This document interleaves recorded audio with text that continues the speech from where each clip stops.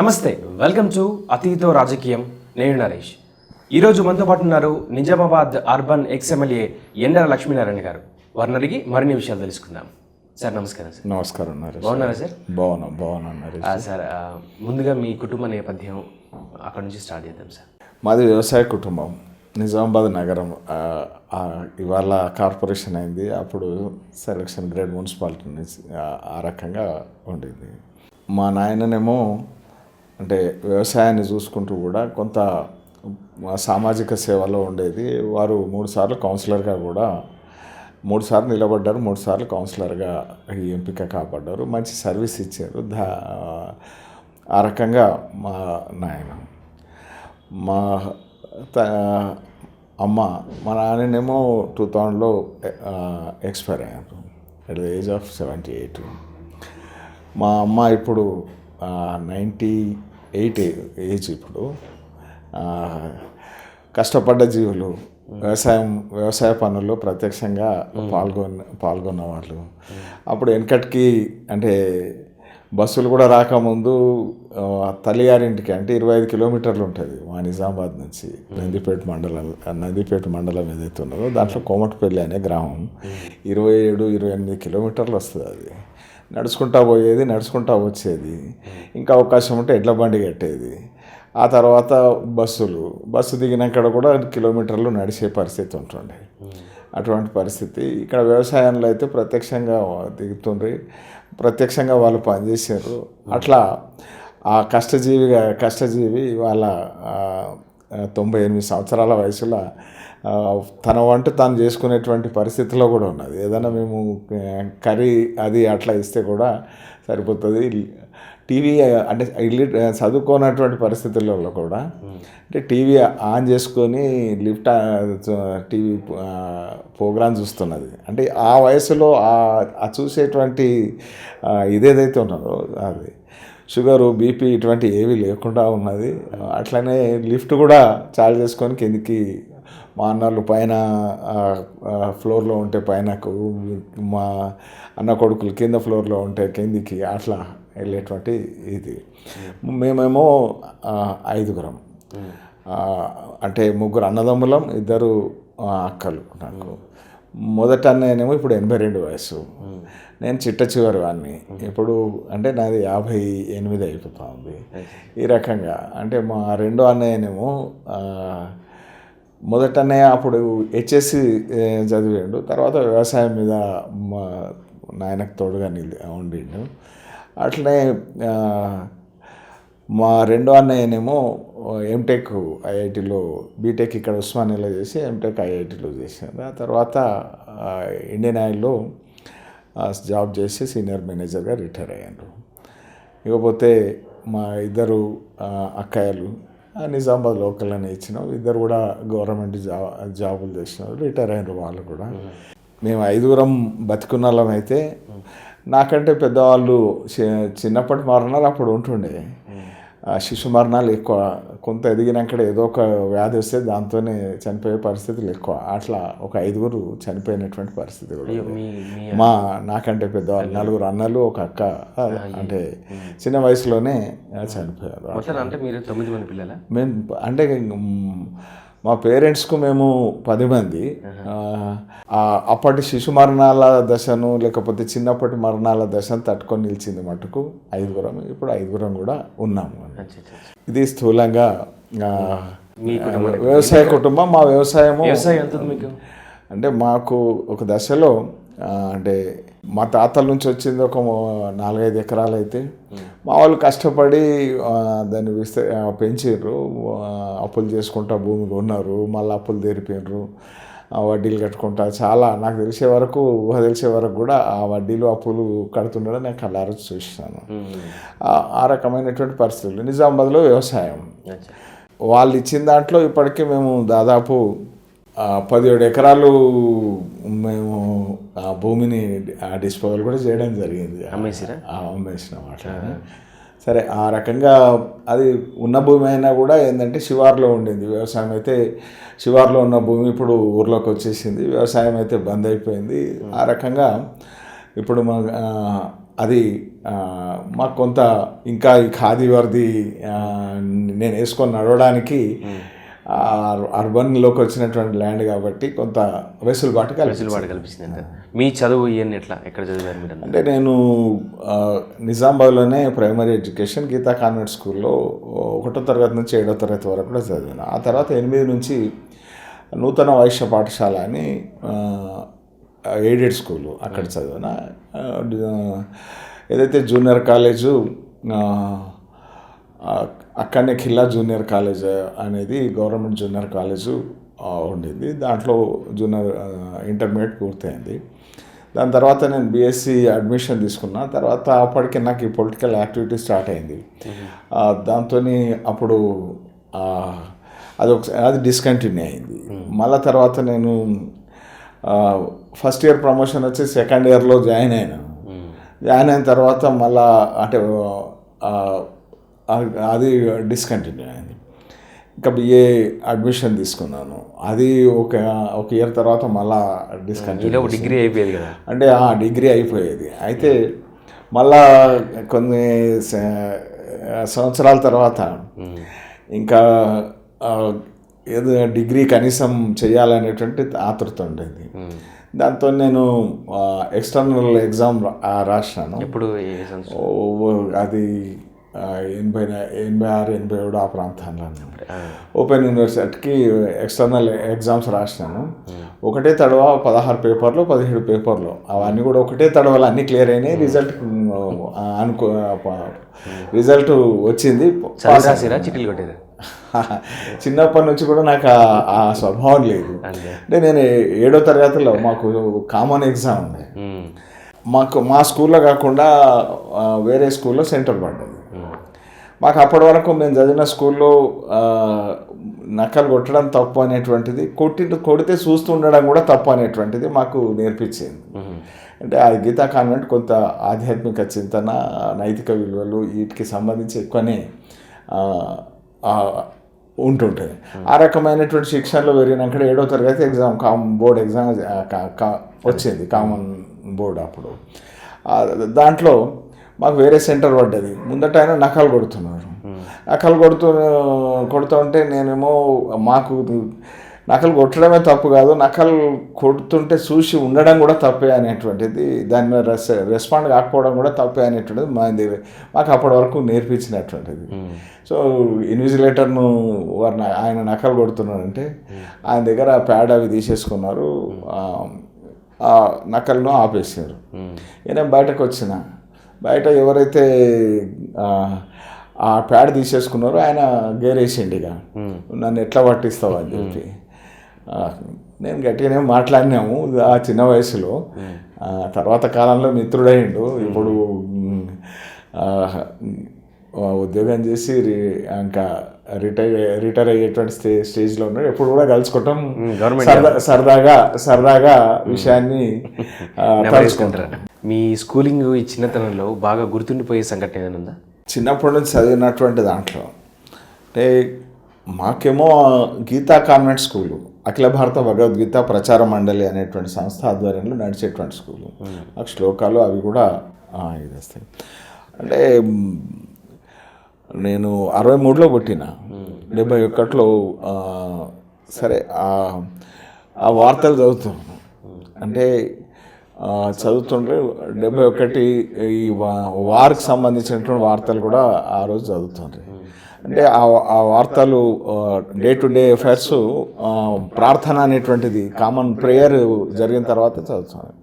అంటే 71లో జరిగినటువంటి అంటే వార్తల్లో అంటే పాకిస్తాన్తో యుద్ధము, ఇటువంటి సంఘటనలు అన్నీ కూడా అప్పటి సంఘటనలు కూడా ఇంకా ఇది ఉన్నాయి. అయితే ప్రధానంగా ఇది అది అని కాదు, కానీ ఆ రోజు నుంచి కూడా అంటే దేశం మీద ప్రేమ అభిమానం అనేటువంటిది కొంత బలంగా నాటుకొని పోయింది. నా వంతు కర్తవ్యం ఏమైనా చేయాలనేటువంటిది ఆ ఏజ్లో కొంత మనసులో బలంగా నాటుకుపోయేటువంటి పరిస్థితి అనేది. ఆ వయసులో అంటే అనేకమైనటువంటి అనుభవాలు ఆ ఎడ్యుకేషన్ సిస్టంలో ఉన్నటువంటి ఇది ఏదైతే ఉన్నదో భవిష్యత్తులో ఎవరికైనా ఈ రకమైనటువంటి ఎడ్యుకేషన్ సిస్టమ్ అనేటువంటిది అవసరం అనేది అనిపిస్తా. మీరేంటి బిఫోర్ మ్యారేజ్ రాజకీయాల్లోకి వచ్చారా లేదా మ్యారేజ్ చేసుకున్న తర్వాత రాజకీయాల్లోకి వచ్చారా? ఇంటర్మీడియట్ తర్వాత అంటే దాదాపు 18 years ఏజ్ అప్పటి నుంచి కూడా లోకల్గా యాక్టివిటీలో పాల్గొనేది. ఆ ఏజ్లోనే నేను కొంత బీజేపీ పట్ల ఆర్ఎస్ఎస్లో తిరిగారా? ఆర్ఎస్ఎస్ నేను తర్వాత నేను ఆర్ఎస్ఎస్తో కూడా బాగా అసోసియేట్ కావడం జరిగింది, దాంట్లో భాగం కావడం జరిగింది. బిఫోర్ నేను పెళ్ళి 29 సంవత్సరాల వయసులో అయితే 18 సంవత్సరాల వయసు నుంచే ఈ పాలిటిక్స్ అనేటువంటి స్టార్ట్ అయినాయి. ఎట్లా కెరీర్ ఎట్లా స్టార్ట్ అయింది? నేను అంటే నా గల్లా కార్యకర్తగా అంటే మెంబర్షిప్ చేసేటువంటి స్థితిలో మెంబర్షిప్ చేసి అందరినీ కూడగట్టేటువంటి అంటే మనస్తత్వం కొంత చురుగ్గా ఉంటుంటే, కొంత సర్కిల్ ఉంటుండే, ఫ్రెండ్ సర్కిల్. ఇది మంచిది అనేటువంటిది నేను విశ్వసించిన, ఇది దేశంకు మంచిది అనేటువంటి భావన బలంగా ఉంది, ఏదైనా స్పష్టంగా చెప్పగలుగుతుంది అనేటువంటిది. ఆ రకమైనటువంటి నిర్మోహమాటంగా నిక్కచ్చిగా ఏదైనా కూడా అపీజ్మెంట్ పాలిటిక్స్ లేకుండా వ్యవహరిస్తుంది అనేటువంటి భావనతోని ఈ వేదిక మీద నేను పని ప్రారంభం కావడం జరిగింది. నాయకులు కూడా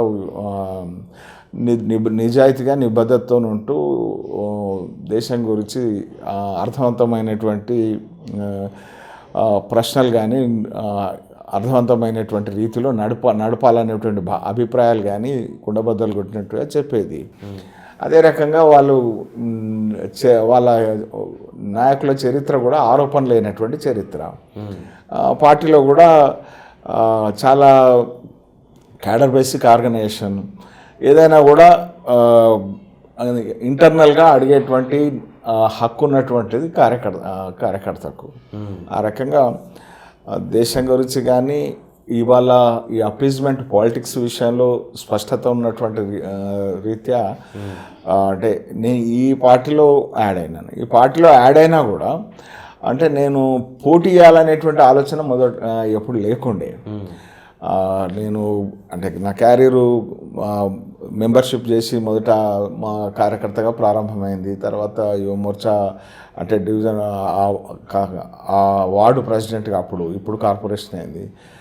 ఆ తర్వాత యువమోర్చా పట్టణ అధ్యక్షుడిగా, ఆ రకంగా జిల్లా యువమోర్చా అధ్యక్షుడిగా, జనరల్ సెక్రటరీ, అట్లా తర్వాత జిల్లా జనరల్ సెక్రటరీ, లేకపోతే ఆ తర్వాత మళ్ళా పట్టణ అధ్యక్షుడు, మళ్ళా జిల్లా అధ్యక్షుడిగా, అంటే వేరియస్ రోల్స్, జిల్లా జనరల్ సెక్రటరీ, అట్లనే రాష్ట్ర స్థాయి ఉపాధ్యక్షులు కూడా పనిచేస్తాను.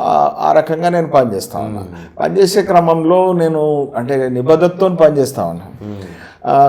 కార్యక్రమాల పేరు మీద నేను కార్యకర్తలను సమీకరించేది. మళ్ళీ కార్యకర్తకు సంబంధించినటువంటి మంచి ఆపద వచ్చినా కూడా మనం ఎదిగిలేము, కానీ అడ్రస్ చేయాలనేటువంటి అభిప్రాయము, ఆ తపన అయితే ఉండే.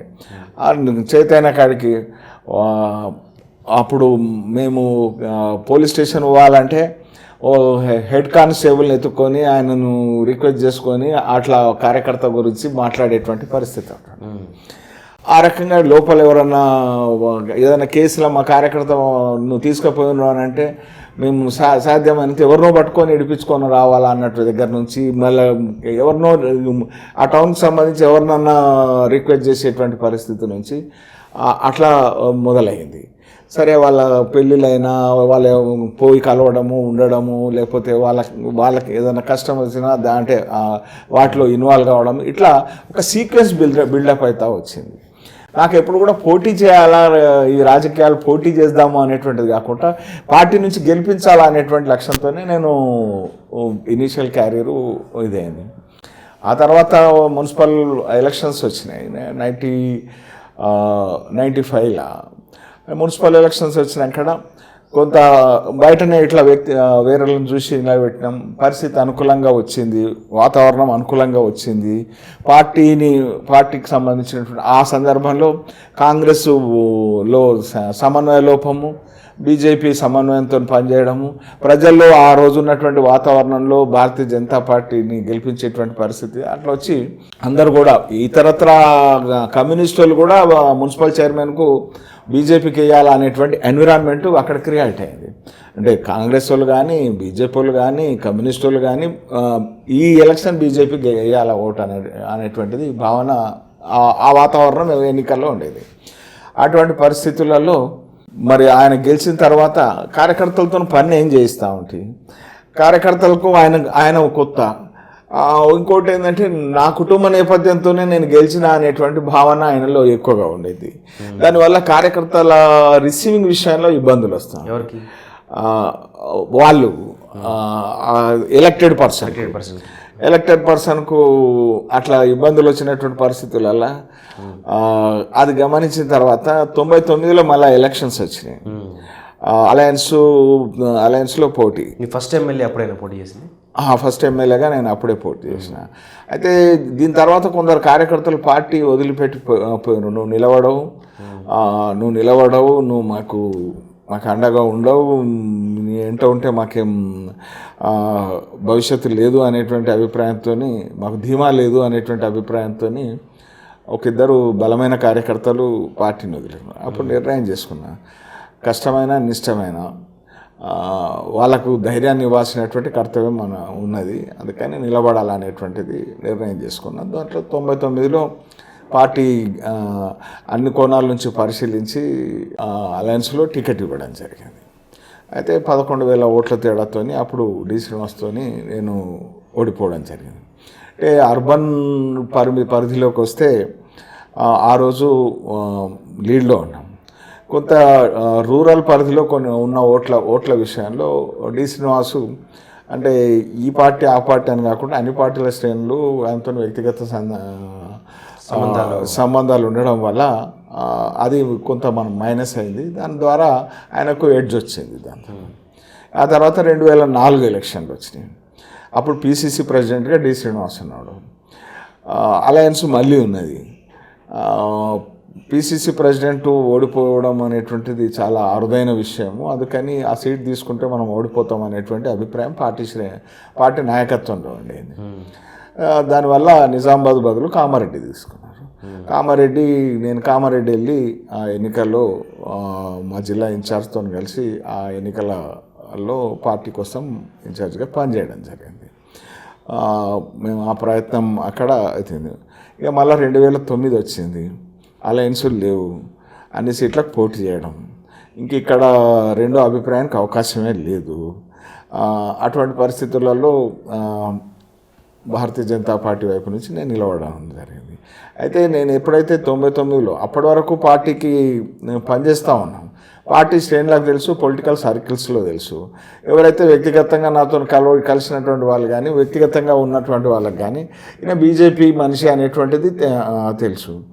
అయితే ఎన్నికల్లో నిలబడ్డ తర్వాత ఏదైతే ఉన్నదో అప్పుడు నేను చేస్తున్నటువంటి పనికి ఒక అంటే ఫలానా బీజేపీ ఆయన ఈ విషయం ఆ విషయం ఏదైనా ఇష్యూల రిప్రజెంట్ చేసినా, కొట్లాడినా, ఏమన్నా అంశాల మీద దృఢంగా నిలబడి ఇది చేసినా కూడా అది ప్రజలకు ఎవరు అనేటువంటి విషయంలో ఒక ఇది వచ్చింది.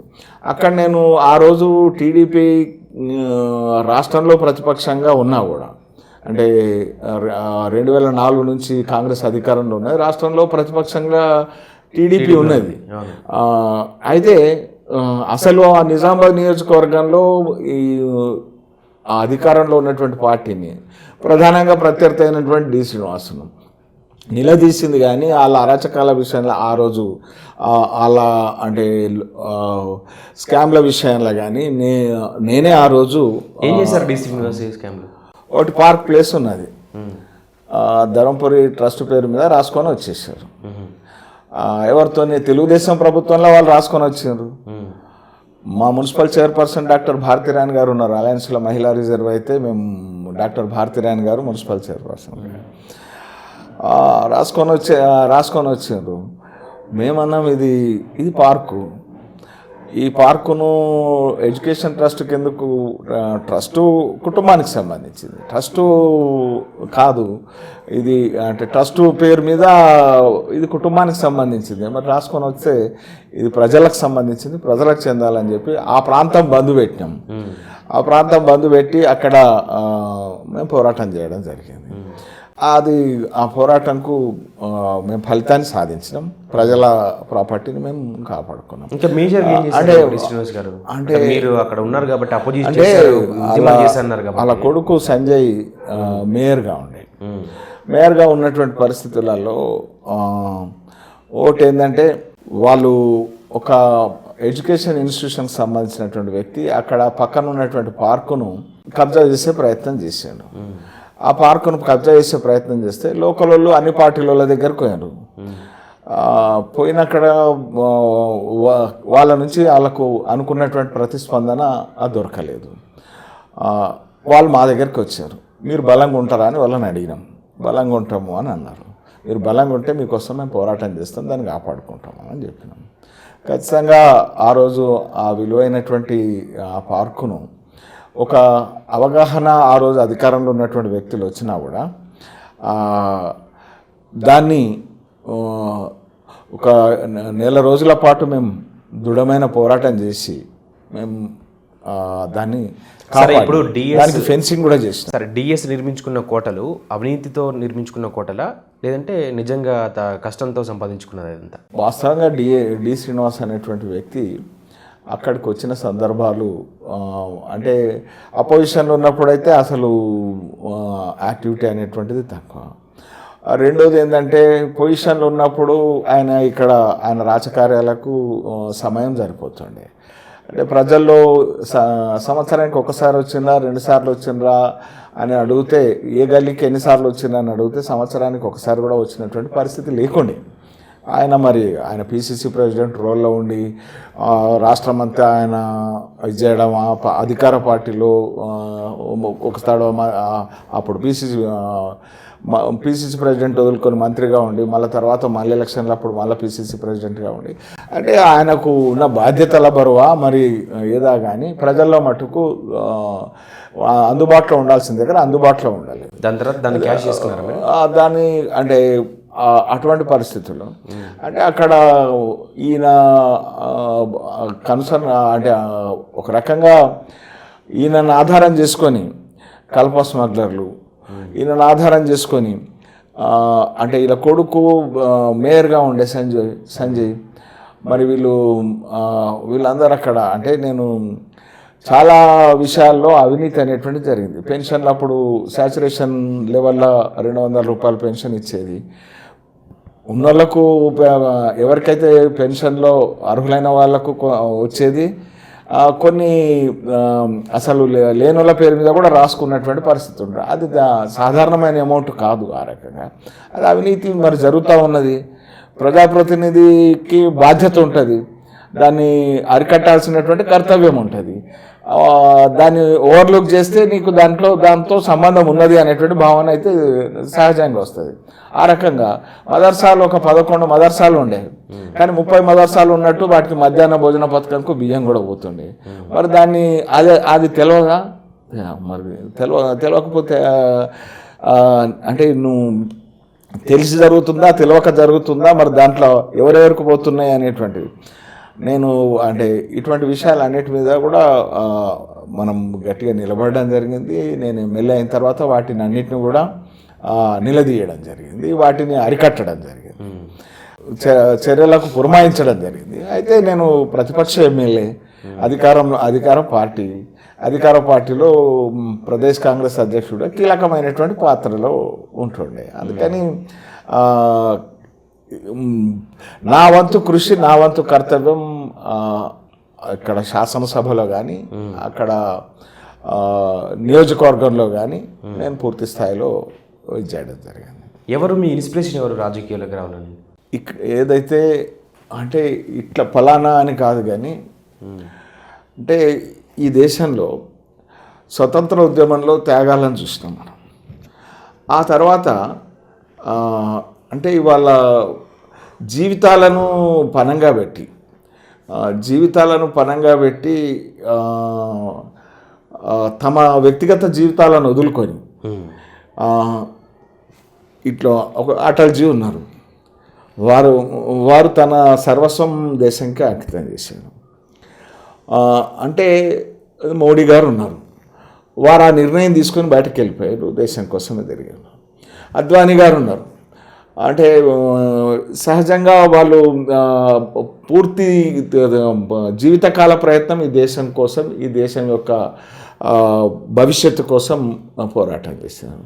అంటే ఈ వ్యవస్థ ఏదైతే ఉన్నదో, అటల్జీ అటువంటి వాళ్ళు అనేక మంది తమ వ్యక్తిగత జీవితాలను వదుకొని వేల మంది ఈ ఇతరత్ర వ్యవస్థల్లో పనిచేస్తున్నారు.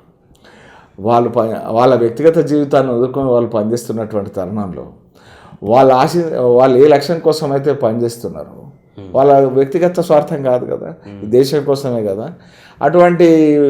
అటువంటి వ్యవస్థ ఏదైతే ఉన్నదో ఆ వ్యవస్థనే మనం ఎప్పుడు కూడా కొంత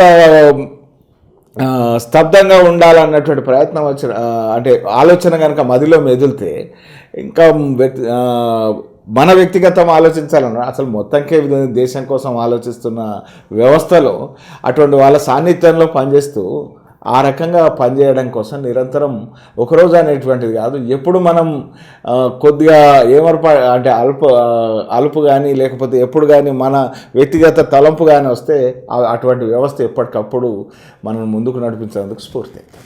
ఇప్పుడు మీరు బీజేపీలో జాయిన్ అవ్వడం అనేది, బీజేపీ కార్యకర్తగా స్టార్ట్ అవ్వడం అనేది గీతా మోడల్ స్కూల్ చదివారు కాబట్టి ఇటు వచ్చారా, లేదంటే ఇంకేదైనా కారణం ఉందా?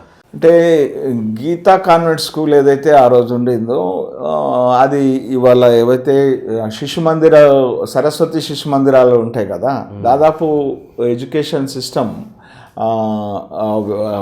విధానం అంతా కూడా దేశభక్తిని నూరిపోయడం కానీ, పౌరాణిక మన దేశ పరంపర పౌరాణికాలు అవన్నీ అక్కడ నేర్పించారు కాబట్టి ఆ బలమే మిమ్మల్ని అది అంటే నాకు ఆ దశలో నాకు అది ఒక సమాజంలో ఒక గౌరవప్రదమైన నడవడికని కానీ ఈ దేశ పరంపరను కానీ తెలుసుకునే గీతా కాన్వెంటేనా?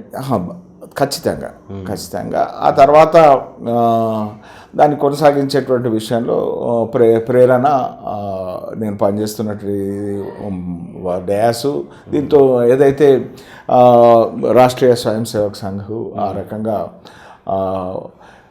మళ్ళీ రామ మందిర ఉద్యమము ఇవన్నీ కూడా ఇప్పటికప్పుడు ఇంకా ఆ విషయంలో ఇంకా ముందుకు పోయేటువంటి ప్రయత్నం చేస్తాను.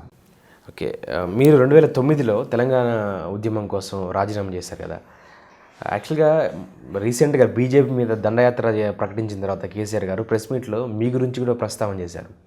తెలంగాణ ఉద్యమంలో రాజీనామా చేద్దాం అంటే బ్యాక్ స్టెప్ తీసుకున్న తర్వాత కేంద్ర ప్రభుత్వం తెలంగాణ విషయంలో రాజీనామా చేద్దామన్నప్పుడు బీజేపీ పార్టీ నుంచి ఎండలు రాజీనామా చేసిండు, కిషన్ రెడ్డి అటు నుంచి అట్టే పారిపోయిండు అని చెప్పి ప్రస్తావించిండు. మీరు అసలు ఈ తెలంగాణ ఉద్యమం సంబంధించి ఎట్లా ఇదంతా? తెలంగాణ ఉద్యమం హోరుగా నడుస్తున్నటువంటి పరిస్థితి, బలిదానాలు జరుగుతున్నటువంటి పరిస్థితి. గ్రీన్ పార్క్ హోటల్లో జేఏసీ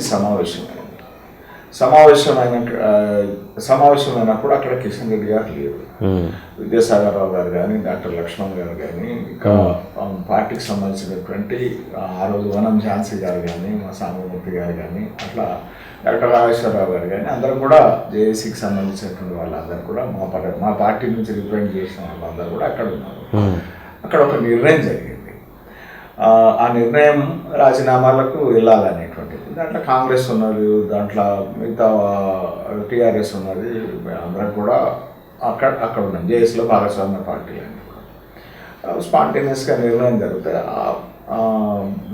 సిద్ధమైన అంటే పార్టీ నిర్ణయం దాని ప్రకారం ప్రజల ఆకాంక్ష ఉద్యమంలో భాగంగా మేము జేఏసీ వేదికగా పనిచేస్తున్నాం. ఆ వేదిక నిర్ణయించిన ప్రకారం దాంట్లో ఏంటంటే అందరం రాజీనామాలు చేయాలనేటువంటి, దాంట్లో కేసీఆర్ గారు కూడా అప్పుడు ఎంపీగా ఉన్నారు, వారు కూడా అంటే రాజీనామాలు చేయాలనేటువంటి దాంట్లో ఎంపీలు కూడా ఉన్నారు, ఎమ్మెల్యేలు కూడా ఉన్నారు. రాజీనామా నేను అక్కడి నుంచే అనౌన్స్ చేయడం జరిగింది. అంటే ఆ రోజు అక్కడ మిగతా పార్టీల వాళ్ళతో కలిసి మేము ఉన్నటువంటి ప్రెస్కు విషయాన్ని తెలియజేయడం జరిగింది. అయితే తర్వాత పరిణామాలలో మళ్ళీ అంటే ఇటు కేసీఆర్ గారు కానీ అటు కిషన్ రెడ్డి గారు కానీ రాజీనామా వాళ్ళిద్దరు రాజీనామాలు ఆ రోజు చేయలేదు. వాళ్ళు ఉద్యమంలో వాళ్ళ తర్వాత కేసీఆర్ గారు కీలక పాత్ర వహించారు. మళ్ళీ బై ఎలక్షన్లో కిషన్ రెడ్డి గారు ఇన్ఛార్జ్గా ఉన్నారు. కిషన్ రెడ్డి గారు ఎందుకు రాజీనామా చేయలేదు అప్పుడు? అంటే ఇక్కడ ఒక రాజీనామా అంటే నేను ఒకటే చెప్తున్నాను, అంటే ఆ రోజు రాజీనామా అంటే దాన్ని ప్రస్తావించారు కేసీఆర్ గారు కాబట్టి నేను అడుగుతున్నాను. అంటే కేసీఆర్ గారు అంతకుముందు రాజీనామాలు చేసారు. కేసీఆర్ గారు ఆ రోజు నిర్ణయం ప్రకారం ఎంపీ చేయాలా రాజీనామాలు, ఎమ్మెల్యే చేయాలా రాజీనామా.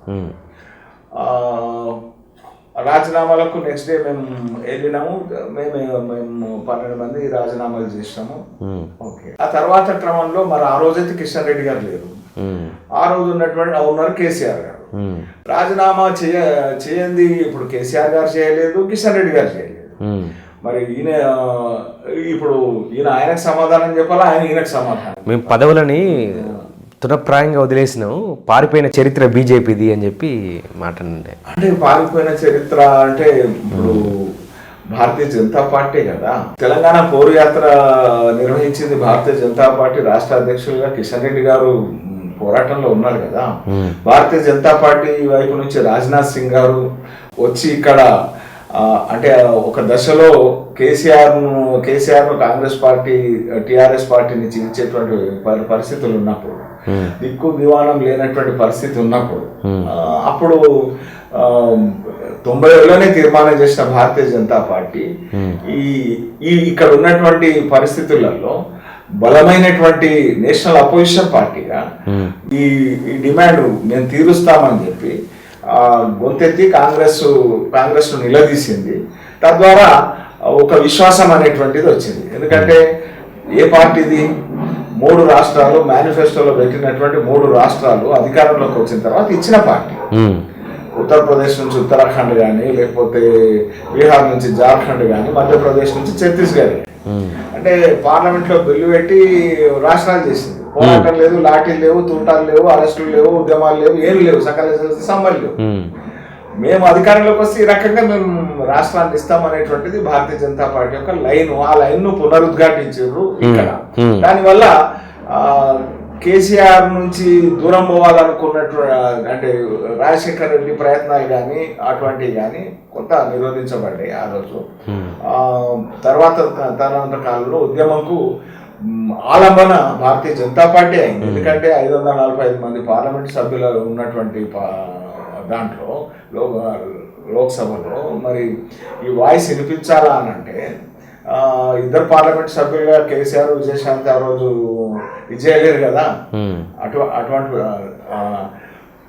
ఇవాళ ఆ ఉద్యమానికి ఊతమిచ్చింది భారతీయ జనతా పార్టీ. ఉద్యమంలో ప్రత్యక్షంగా పాల్గొన్నది భారతీయ జనతా పార్టీ.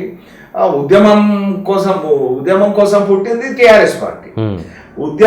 రాష్ట్రాన్ని ఎజెండాలో చేర్చుకున్నటువంటిది భారతీయ జనతా. సరే, ఇప్పుడు రాష్ట్రం సాధించింది ఎవరు? 1969లో ఉద్యమం జరిగింది. తెలంగాణ ప్రజాసమితి నుంచి 11 మంది ఎంపీలను గెలిపించారు. చెన్నారెడ్డి గారి నేతృత్వంలో 369 మంది విద్యార్థి నాయకులు, యువకులు ప్రాణాలు పోయాయి. ఆ తర్వాత పరిణామాలలో ఆ రోజు ఏకధ్రువ రాజకీయాలు. కాంగ్రెస్ పార్టీ దేశమంతా ఉన్నది, బలమైన ప్రతిపక్షం లేదు. ఈ రాష్ట్రం కావాలన్న డిమాండ్ను సమర్థించేటువంటి బలమైన ప్రతిపక్షం లేదు. గత్యంతరం లేక చెన్నారెడ్డి కాంగ్రెస్ లోనే కలిసిపోయాడు. తర్వాత ముఖ్యమంత్రి అయ్యాడు, తర్వాత గవర్నర్ అయ్యాడు, మళ్ళా ముఖ్యమంత్రి అయ్యాడు. ఆ రోజు మరి ఉద్యమం ఉవ్వెత్తున ఎగిసిపడ్డది. కానీ కారణం ఏంది ఆ రోజు ఉద్యమం క్లోజ్ కావడానికి? అంటే అపోజిషన్ అనేటువంటిది లేదు. ఈసారి మలిదశ ఉద్యమానికి ఆలంబన ఏంది? భారతీయ జనతా పార్టీ 3 రాష్ట్రాలు ఇచ్చింది. భారతీయ జనతా పార్టీ 97లో నిర్ణయం చేసింది ఇక్కడ ఈ రాష్ట్ర విభజన విషయంలో. అది ఎక్కడ చేసినాం? ఉమ్మడి రాష్ట్రంలో కాకినాడలో మేము తీర్మానం చేసాం. 98లో ఒక ఓటు 2 రాష్ట్రాల పేరు మీద మేము వెళ్ళినాం. మాకు అవసరమైన సమర్థన దొరకలేదు. సమర్థన దొరికినటువంటి ప్రాంతాలలో రాష్ట్రాలను మేము చేసినాం. మాకు ఎందుకంటే మేము అలయన్స్ లో ఆ రోజు టీడీపీ కూడా భాగస్వామి. మరి భాగస్వామిని విభేదించి నిర్ణయం తీసుకొని ప్రభుత్వం మనుగడ ఉండదు. ఆ రకమైనటువంటి పరిస్థితులలో భారతీయ జనతా పార్టీ తెలంగాణ రాష్ట్రం సాధించడంలో కీలక పాత్ర టీఆర్ఎస్ పార్టీదా బీజేపీదా? 98లో భారతీయ జనతా పార్టీ తీర్మానం చేసింది. 97లో 1 ఓటు 2 రాష్ట్రాలని వెళ్ళింది. ఈ అవకాశాన్ని అందుకుని టీఆర్ఎస్ పార్టీ ఉద్భవించింది. టీఆర్ఎస్ ఉద్యమం మొదలుపెట్టింది. భారతీయ జనతా పార్టీ ఉద్యమాన్ని అందుకున్నది, నిలదీసింది, మెడలు వంచింది.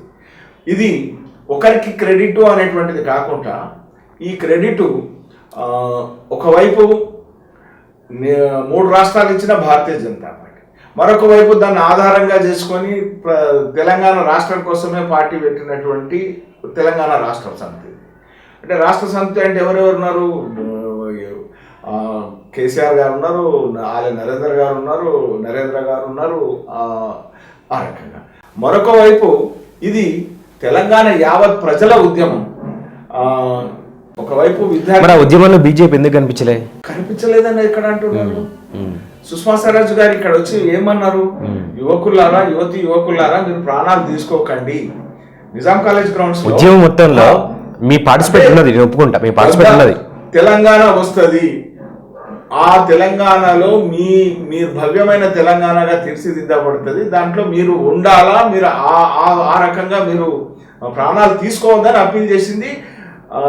ఏదైతే పార్లమెంట్లో ఢిల్లీలో యాదిరెడ్డి ఉరి పెట్టుకున్నప్పుడు పార్లమెంట్లో ఆయన స్లిప్ను ఏదైతే రాసి పెట్టినటువంటి ఉత్తరాన్ని, ఆత్మహత్య చేసుకుంటూ కారణం రాసి పెట్టినటువంటి ఉత్తరం ఏదైతే ఉందో పార్లమెంట్లో చదివి మెడల్ వంచేటువంటి ప్రయత్నం సుష్మా స్వరాజ్ గారు చేశారు. కాంగ్రెస్ మెడల్ వంచి. సరే, ఫైనల్ గా క్రెడిట్ ఎవరికి ఇస్తారు చెప్పండి? ఒకవైపు భారతీయ జనతా పార్టీ, ఒకవైపు టీఆర్ఎస్ పార్టీ, ఒకవైపు ప్రజలందరూ, విద్యార్థి ఉద్యోగులు.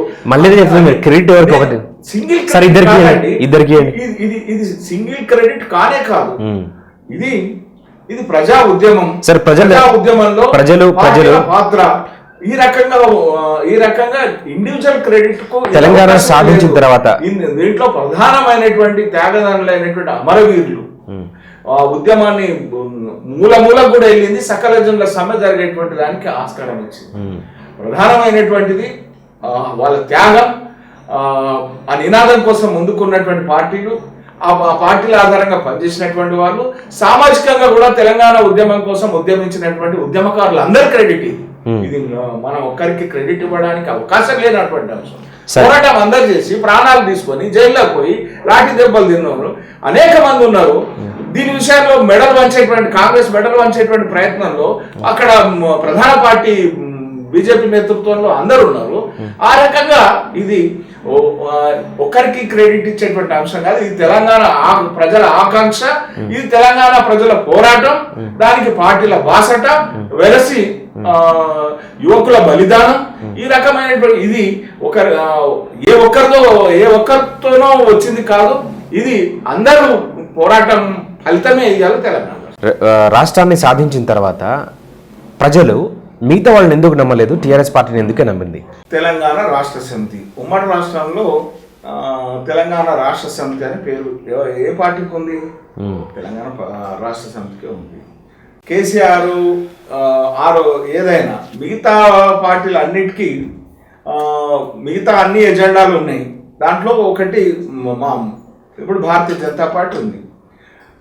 అనేకమైనటువంటి అంశాల్లో తెలంగాణ అంశం కూడా భారతీయ జనతా పార్టీ ఒక్కటిగా ఉంది.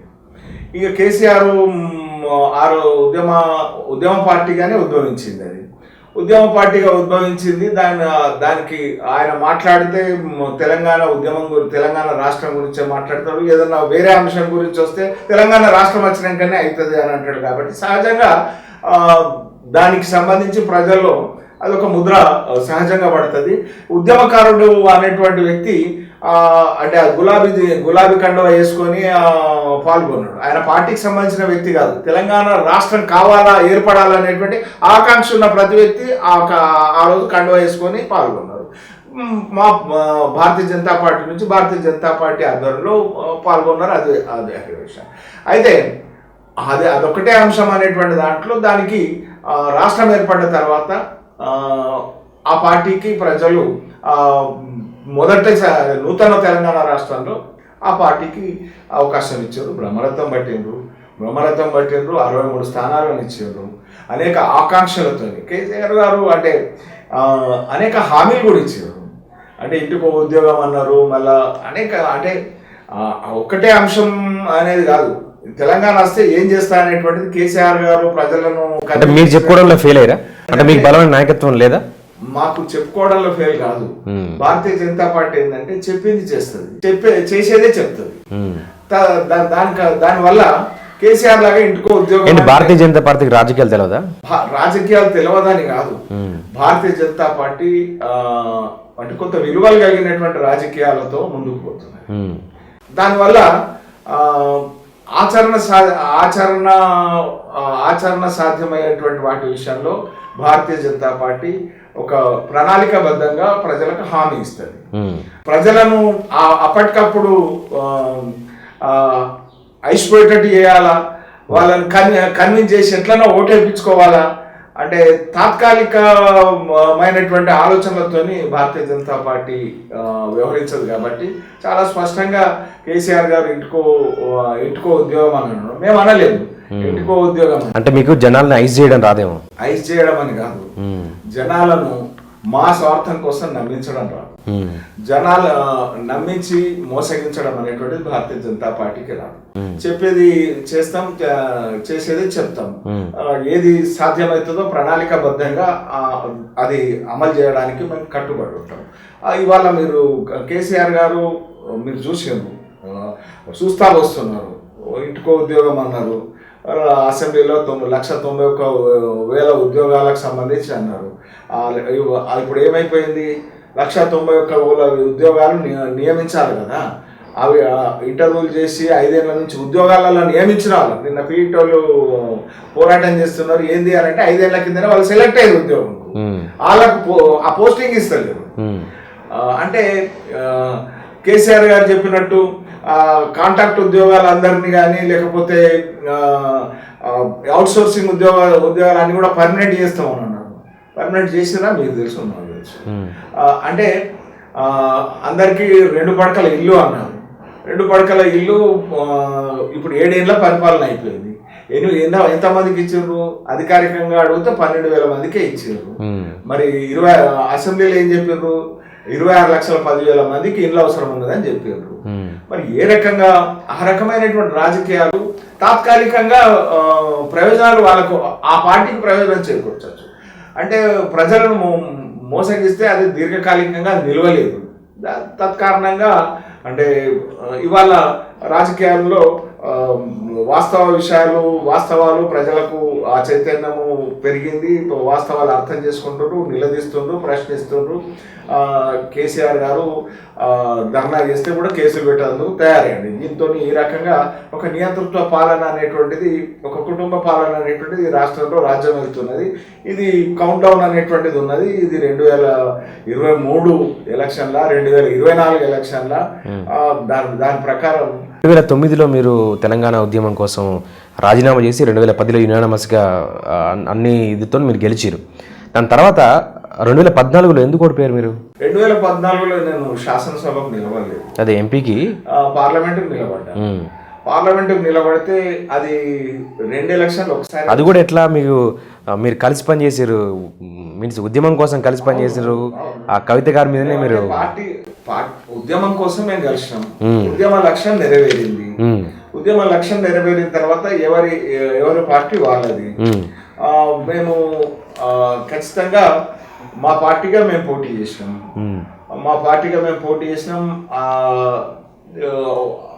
ఈ ఉమ్మడి రాష్ట్రంలో 2 రాష్ట్రాలు ఏర్పడిన తర్వాత కూడా ఉమ్మడి రాష్ట్రంలో ఉనికున్నటువంటి తెలుగుదేశం పార్టీకి సంబంధించి ఆ రోజు అలయన్స్ అయింది. భారతీయ జనతా పార్టీ తెలుగుదేశంతో అలయన్స్ అయింది. కొంత తెలంగాణలో తెలుగుదేశం పట్ల విరుద్ధమైనటువంటి భావన ఉద్యమాల సందర్భంగా ఉండింది. ఆ రకమైనటువంటి పరిస్థితుల్లో మేము అలయన్స్లో మరి పార్లమెంటుకు పోటీ చేయడం జరిగింది. సహజంగా ఆ సెంటిమెంట్ ఏదైతే ఉన్నదో మేము తెలుగుదేశంతో పొత్తు పెట్టుకున్నాము. ఈ రాష్ట్రంలో తెలంగాణ రాష్ట్ర సమితికి అధికారం ఇవ్వడానికి ప్రజలు ఆలోచనకు వచ్చారు. 2 ఎలక్షన్లు వేరువేరుగా రాలే, పార్లమెంటు అసెంబ్లీకి ఏకకాలంలో 2 కలిసి వచ్చినాయి కాబట్టి ఒకటి తెలుగుదేశం పైన వ్యతిరేకత, రెండోది తెలంగాణ రాష్ట్ర సమితికి అధికారం రాష్ట్రంలో ఇవ్వాలని. ఓటు క్రాస్ అయింది నాకు, కానీ గెలుపుకు అవసరమైనంత ఓటు క్రాస్ కాలేదు. కారణంగా ఓటం అనేటువంటి 2 లక్షల పైచిలకు ఓట్లు 2 లక్షల పైన 25 వచ్చినాయి. అది మంచి ఓటు వచ్చినా కూడా గెలుపుకు అవసరమైన అంతా క్రాస్ కావడం అంతా ఊహించలేము కూడా. క్రాస్ అవుతుంది అంత పెద్ద ఎత్తున అనేటువంటి ఊహించలేదు. 19 పరిస్థితి 2019లో ఏదైతే ఎలక్షన్లో శాసనసభకు పోటీ చేయడం, అమిత్ షా గారు నిర్దేశించినటువంటి ప్రకారం అఖిల భారత అధ్యక్షులు ప్రతి ఒక్కరు కూడా పార్లమెంట్కి పోటీ చేసిన వాళ్ళు కానీ చేసేవాళ్ళు కానీ చేయాలన్నారు. శాసనసభకు పోటీ చేసినాం. ఆ తర్వాత డైరెక్ట్ పార్లమెంట్కి ఎలక్షన్స్ వచ్చాయి. సో అటువంటి పరిస్థితులలో మరి అప్పటికే పోటీ చేసినాం శాసనసభకు. ఇక మళ్ళీ పార్లమెంట్కు పోటీ చేసేటువంటి విషయాల్లో ఎలక్షన్ అనేటువంటిది ఎంత లేదన్నా కొంత వ్యయభరితమే ఉండేటువంటి పరిస్థితి ఉంటుంది. అటువంటి పరిస్థితులలో పార్టీ అరవింద్ గారికి అవకాశం ఇచ్చింది. నేను ఆదిలాబాద్కు పార్లమెంట్ ఎలక్షన్ ఇన్ఛార్జ్గా పోయినాను. డైరెక్ట్ ఎలక్షన్ అడ్వాంటేజ్ మాకు అయింది. కవిత మీద వ్యతిరేకత మాకు కలిసి వచ్చింది. మోడీ ఏంటి సార్ వ్యతిరేకత ఎందుకు? కవిత గారు ఎందుకు ఓడిపోయారు? అక్కడ అనేక అంశాలు, అంటే అవినీతి అనేటువంటిది పెద్ద ఎత్తున అంటే ఎట్లాంటి అవినీతి? అధికారం షాడో ముఖ్యమంత్రిగా వ్యవహరించారు. Unconstitutional power. ఎవరు అధికారులు వారిని, అంటే కవిత గారిని డినే చేసేటువంటి పరిస్థితి లేదు. ఎందుకంటే సాక్షాత్తు ముఖ్యమంత్రి గారు కుమార్తె. మరి ఆమె అభిప్రాయం ముఖ్యమంత్రి గారి అభిప్రాయం లెక్కనే పరిగణలోకి తీసుకుంటారు. దానివల్ల నెగిటివ్ వైబ్రేషన్స్ కూడా చాలా ఉంటాయి. ఆ రకంగా అవును, మీరు చెప్పేది అధికారుల వరకే ఒకటి. ఇప్పుడు జనాల్లో అంత వ్యతిరేకత రావడానికి కారణం ఏంటి? చాలా విషయాల్లో కొంత డబ్బు మీద యావ అనేటువంటిది కూడా ఆ రోజుకి ఎంపీ గారికి బాగానే పెరిగింది. వారు కూడా కొంత అడ్వాన్స్ కమిట్మెంట్ పసుపు రైతుల విషయంలో ఇచ్చినటువంటి పరిస్థితి ఉంది. అటువంటి ఇది మిగతా అన్నిటి విషయాల్లో కూడా అది, అంటే గత మొదటిసారి ఎన్నికలప్పుడు టీఆర్ఎస్ పార్లమెంటుకు అసెంబ్లీకి ఏకకాలంలో పోటీ చేసింది. ఆ ఎన్నికలు ఒకసారి వచ్చినాయి. తర్వాత ఎన్నికలు ముందస్తు ఎన్నికలు పోయిండు, శాసనసభ ముందర వచ్చింది, తర్వాత ఎంపీ తర్వాత వచ్చింది. శాసనసభ వాళ్ళకి అనుకూలంగా వచ్చింది. సరే, కొంత ప్రజల్లో అనుకూలత ఉండింది. దాన్ని ఎక్కువగా మలుచుకోవడం కూడా జరిగింది. అంటే ఎలక్షన్ మేనేజ్మెంట్ లో కేసీఆర్ దిట్ట కాబట్టి ఆ రకంగా మలుచుకున్నాను. ఫలితం అంత పెద్ద ఎత్తున రానటువంటి ఫలితాన్ని కూడా అంత పెద్ద ఎత్తునగా మలుచుకొని ఉన్నటువంటి పరిస్థితి.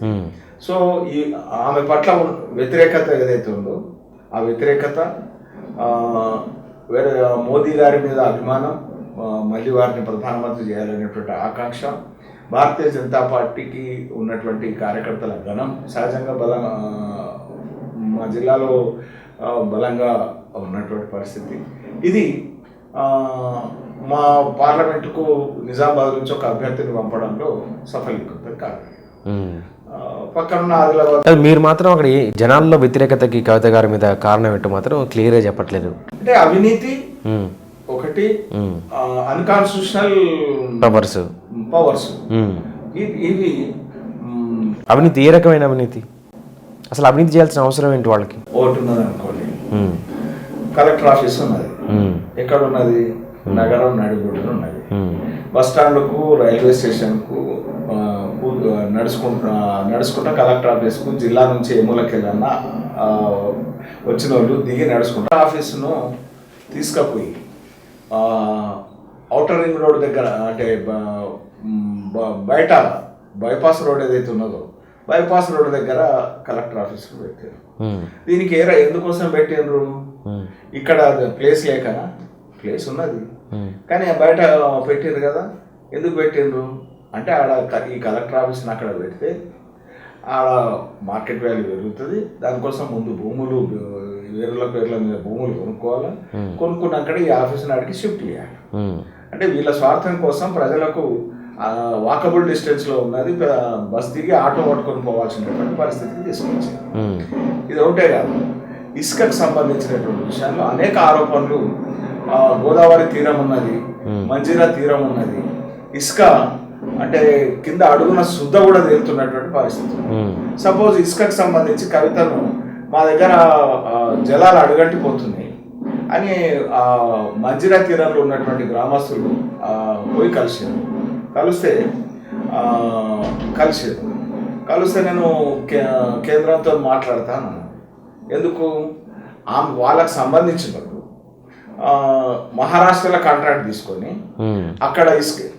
అక్కడికి వెళ్ళి ఈ గడ్డకు వచ్చి ఇసుకను తీసుకొని మళ్ళా మార్గం ద్వారా రాష్ట్రంలోకి వచ్చి అమ్ముకుంటున్నారు.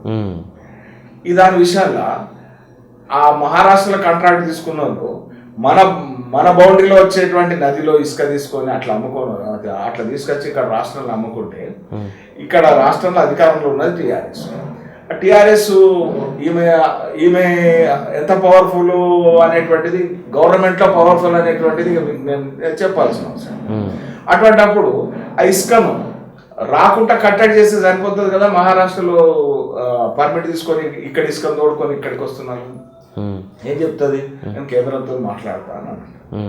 కేంద్రంతో మాట్లాడేది లేదు, ఆ ఇసుక రవాణా ఆగేది లేదు. ఎందుకు అంటే ఇసుకను కూడా సొమ్ము చేసుకుంటున్నటువంటి పరిస్థితి ఉంది కదా.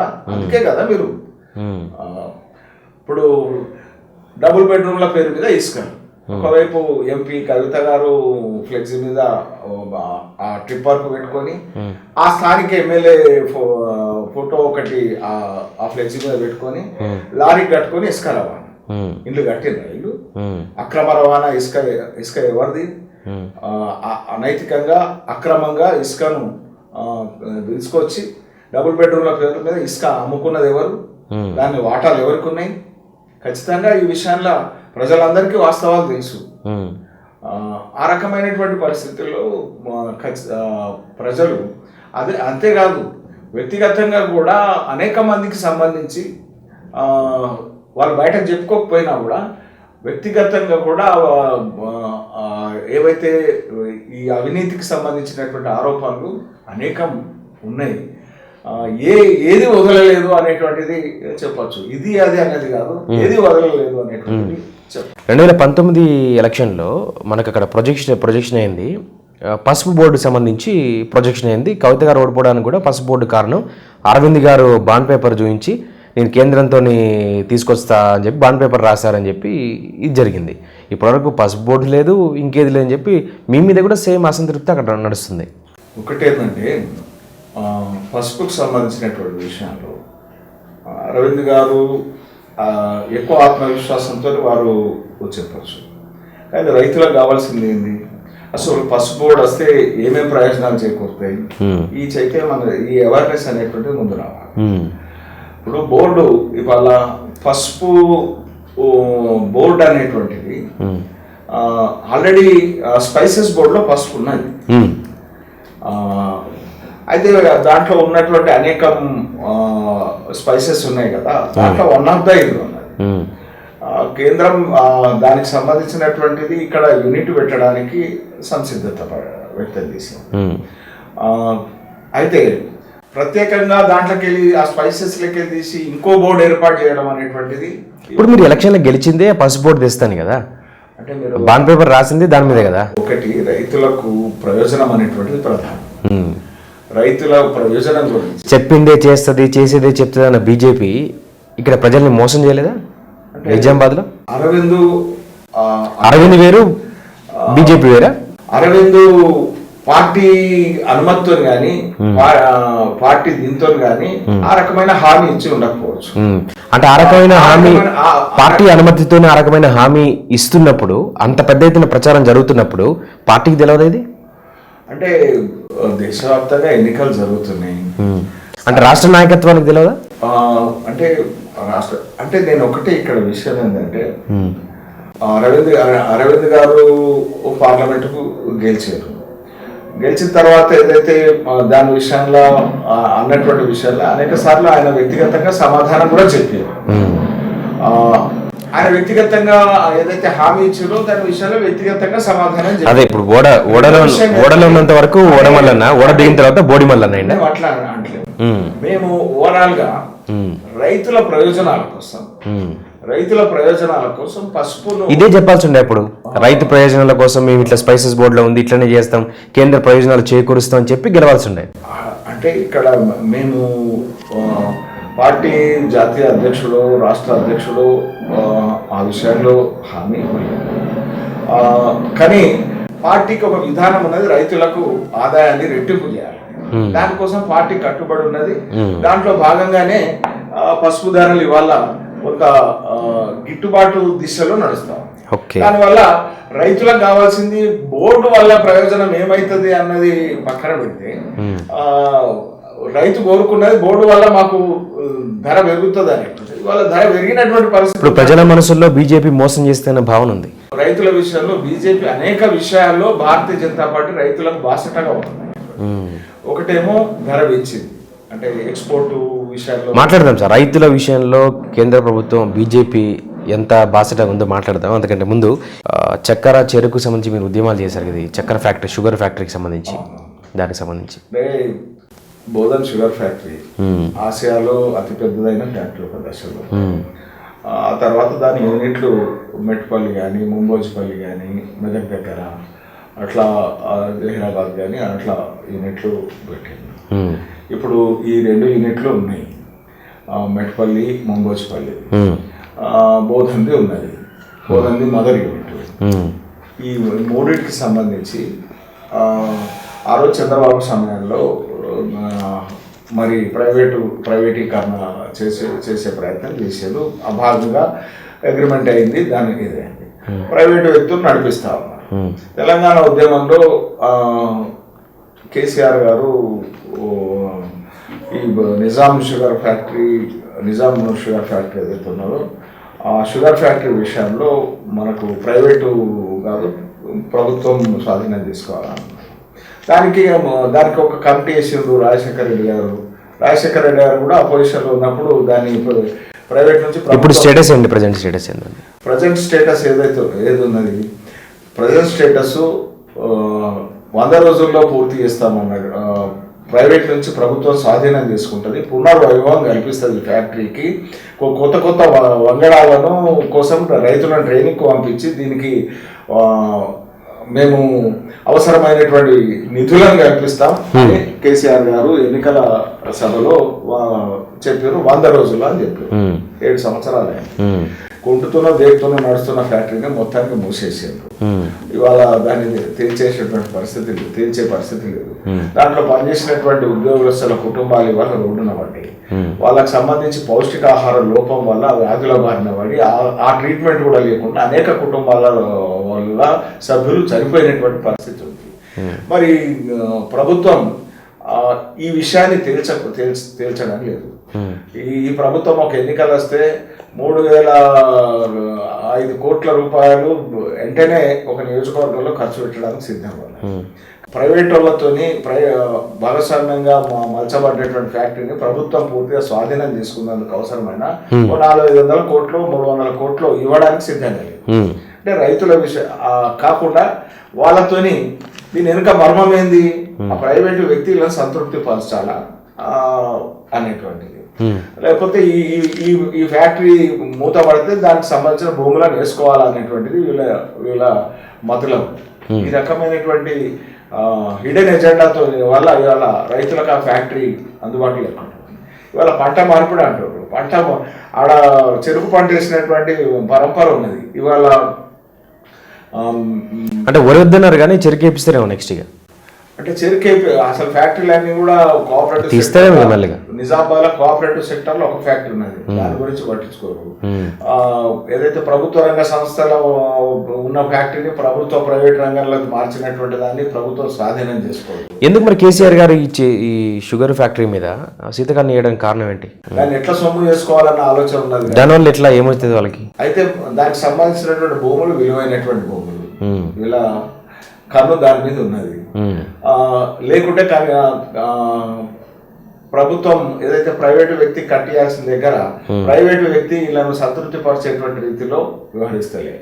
అంటే ఏంది, ఆయన వాళ్ళు ఆశించినటువంటి బ్రైబ్ ఇవ్వనటువంటి పరిస్థితి ఉన్నట్టున్నది. దీనివల్ల అటు రైతులు నష్టపోతున్నారు, ఇలా స్వార్థం వల్ల అటు రైతులు నష్టపోతున్నారు, వాళ్ళ స్వార్థం వల్ల ఇటు ఉద్యోగ కుటుంబాలు మరి ప్రాణాలు కోల్పోతున్నటువంటి పరిస్థితి ఉంది. ఈ ముఖ్యమంత్రి ఏమో ఒకదప్పుడు ఉపన్యాసాలు ఇస్తాడు, ఏమని పంట మార్చాలా అనేటువంటిది ఇస్తాడు. మార్చేదానికి అవకాశం ఉన్నది. గతంలో చెరుకు పంట వండించిన దానికి సంబంధించి ఈ రకమైనటువంటి స్వార్థంతో అవకాశాలను దెబ్బతీస్తాం. ఇది వ్యవసాయం విషయంలో రైతుల ప్రయోజనాలకు భిన్నంగా ప్రభుత్వం. సార్, ఇంతకీ పసుపు బోర్డు తీసుకొస్తా లేదా బీజేపీ? మీ నిజామాబాద్ సంబంధించి మీ ఎంపీ అరవింద్ కానీ మీ నిజామాబాద్ నాయకులు కానీ పసుపు బోర్డు నిజామాబాద్కి తీసుకొస్తారా? అంటే పసుపు బోర్డు వల్ల కలిగేటువంటి ప్రయోజనాలను రైతుకు అందించడానికి భారతీయ జనతా పార్టీ నడుము కట్టి ఉన్నది. పసుపుకు మార్కెట్లో డిమాండ్ పెంచడం కోసం అవసరమైనటువంటి ఎక్స్పోర్ట్స్ విషయంలో, అవసరమైనటువంటి దాని విషయంలో భారతీయ జనతా పార్టీ కట్టుబడి ఉన్నది. ఇప్పుడు ఉన్నటువంటి దాంట్లో స్పైసెస్ బోర్డులు ఏవైతే ఉన్నాయో పార్లమెంట్లో కామర్స్ మినిస్టర్ చాలా స్పష్టంగా చెప్పారు, బోర్డు అనేటువంటిది అవకాశం లేదు, దాని ప్రయోజనాలను ఉనగొర్చే విషయంలో కట్టుబడి ఉన్నామని చెప్పారు. బోర్డు అయితే రాదుగా, బోర్డు ప్రయోజనాలు చేకూరుతాయి, బోర్డు అయితే రాదు. అంటే బోర్డు దేనికోసం కావాలా? ప్రయోజనాల కోసం కావాలి. ఆ ప్రయోజనాలే రైతులకు అందించే ప్రయత్నంలో కృషిలో భారతీయ జనతా పార్టీ ఉన్నది. రైతులకు అంటే గిట్టుబాటు పెంచేటువంటి విషయాలు భారతీయ జనతా పార్టీ పసుపు రైతులకు అవసరమైనటువంటి లక్ష్యాలను సాధించేటువంటి విషయంలో. ఇప్పుడు మీరు ఎంపీ సీటు మీకు రావాల్సి ఉండే, అక్కడ అరవింద్ గారు అప్పుడే ఆ ఎలక్షన్కి కొద్ది రోజుల ముందే పార్టీలో జాయిన్ అయ్యి కార్యక్రమాలు చేశారు. అంటే మీకు ఎసరు పెట్టారు అనుకోవచ్చా అరవింద్ గారు వచ్చి? నేను అసెంబ్లీకి పోటీ చేసిన తర్వాత నేను మళ్ళీ పార్లమెంట్. అవును, అంతకుముందు అసెంబ్లీ పోటీ చేసిన తర్వాత ఎంపీకి పోటీ చేసి మళ్ళీ అసెంబ్లీకి వచ్చారు కదా, మళ్ళీ ఎంపీకి పోటీ చేయకూడదని లేదు కదా? అంటే నేను మళ్ళీ క్లెయిమ్ చేయలేదు కూడా కదా.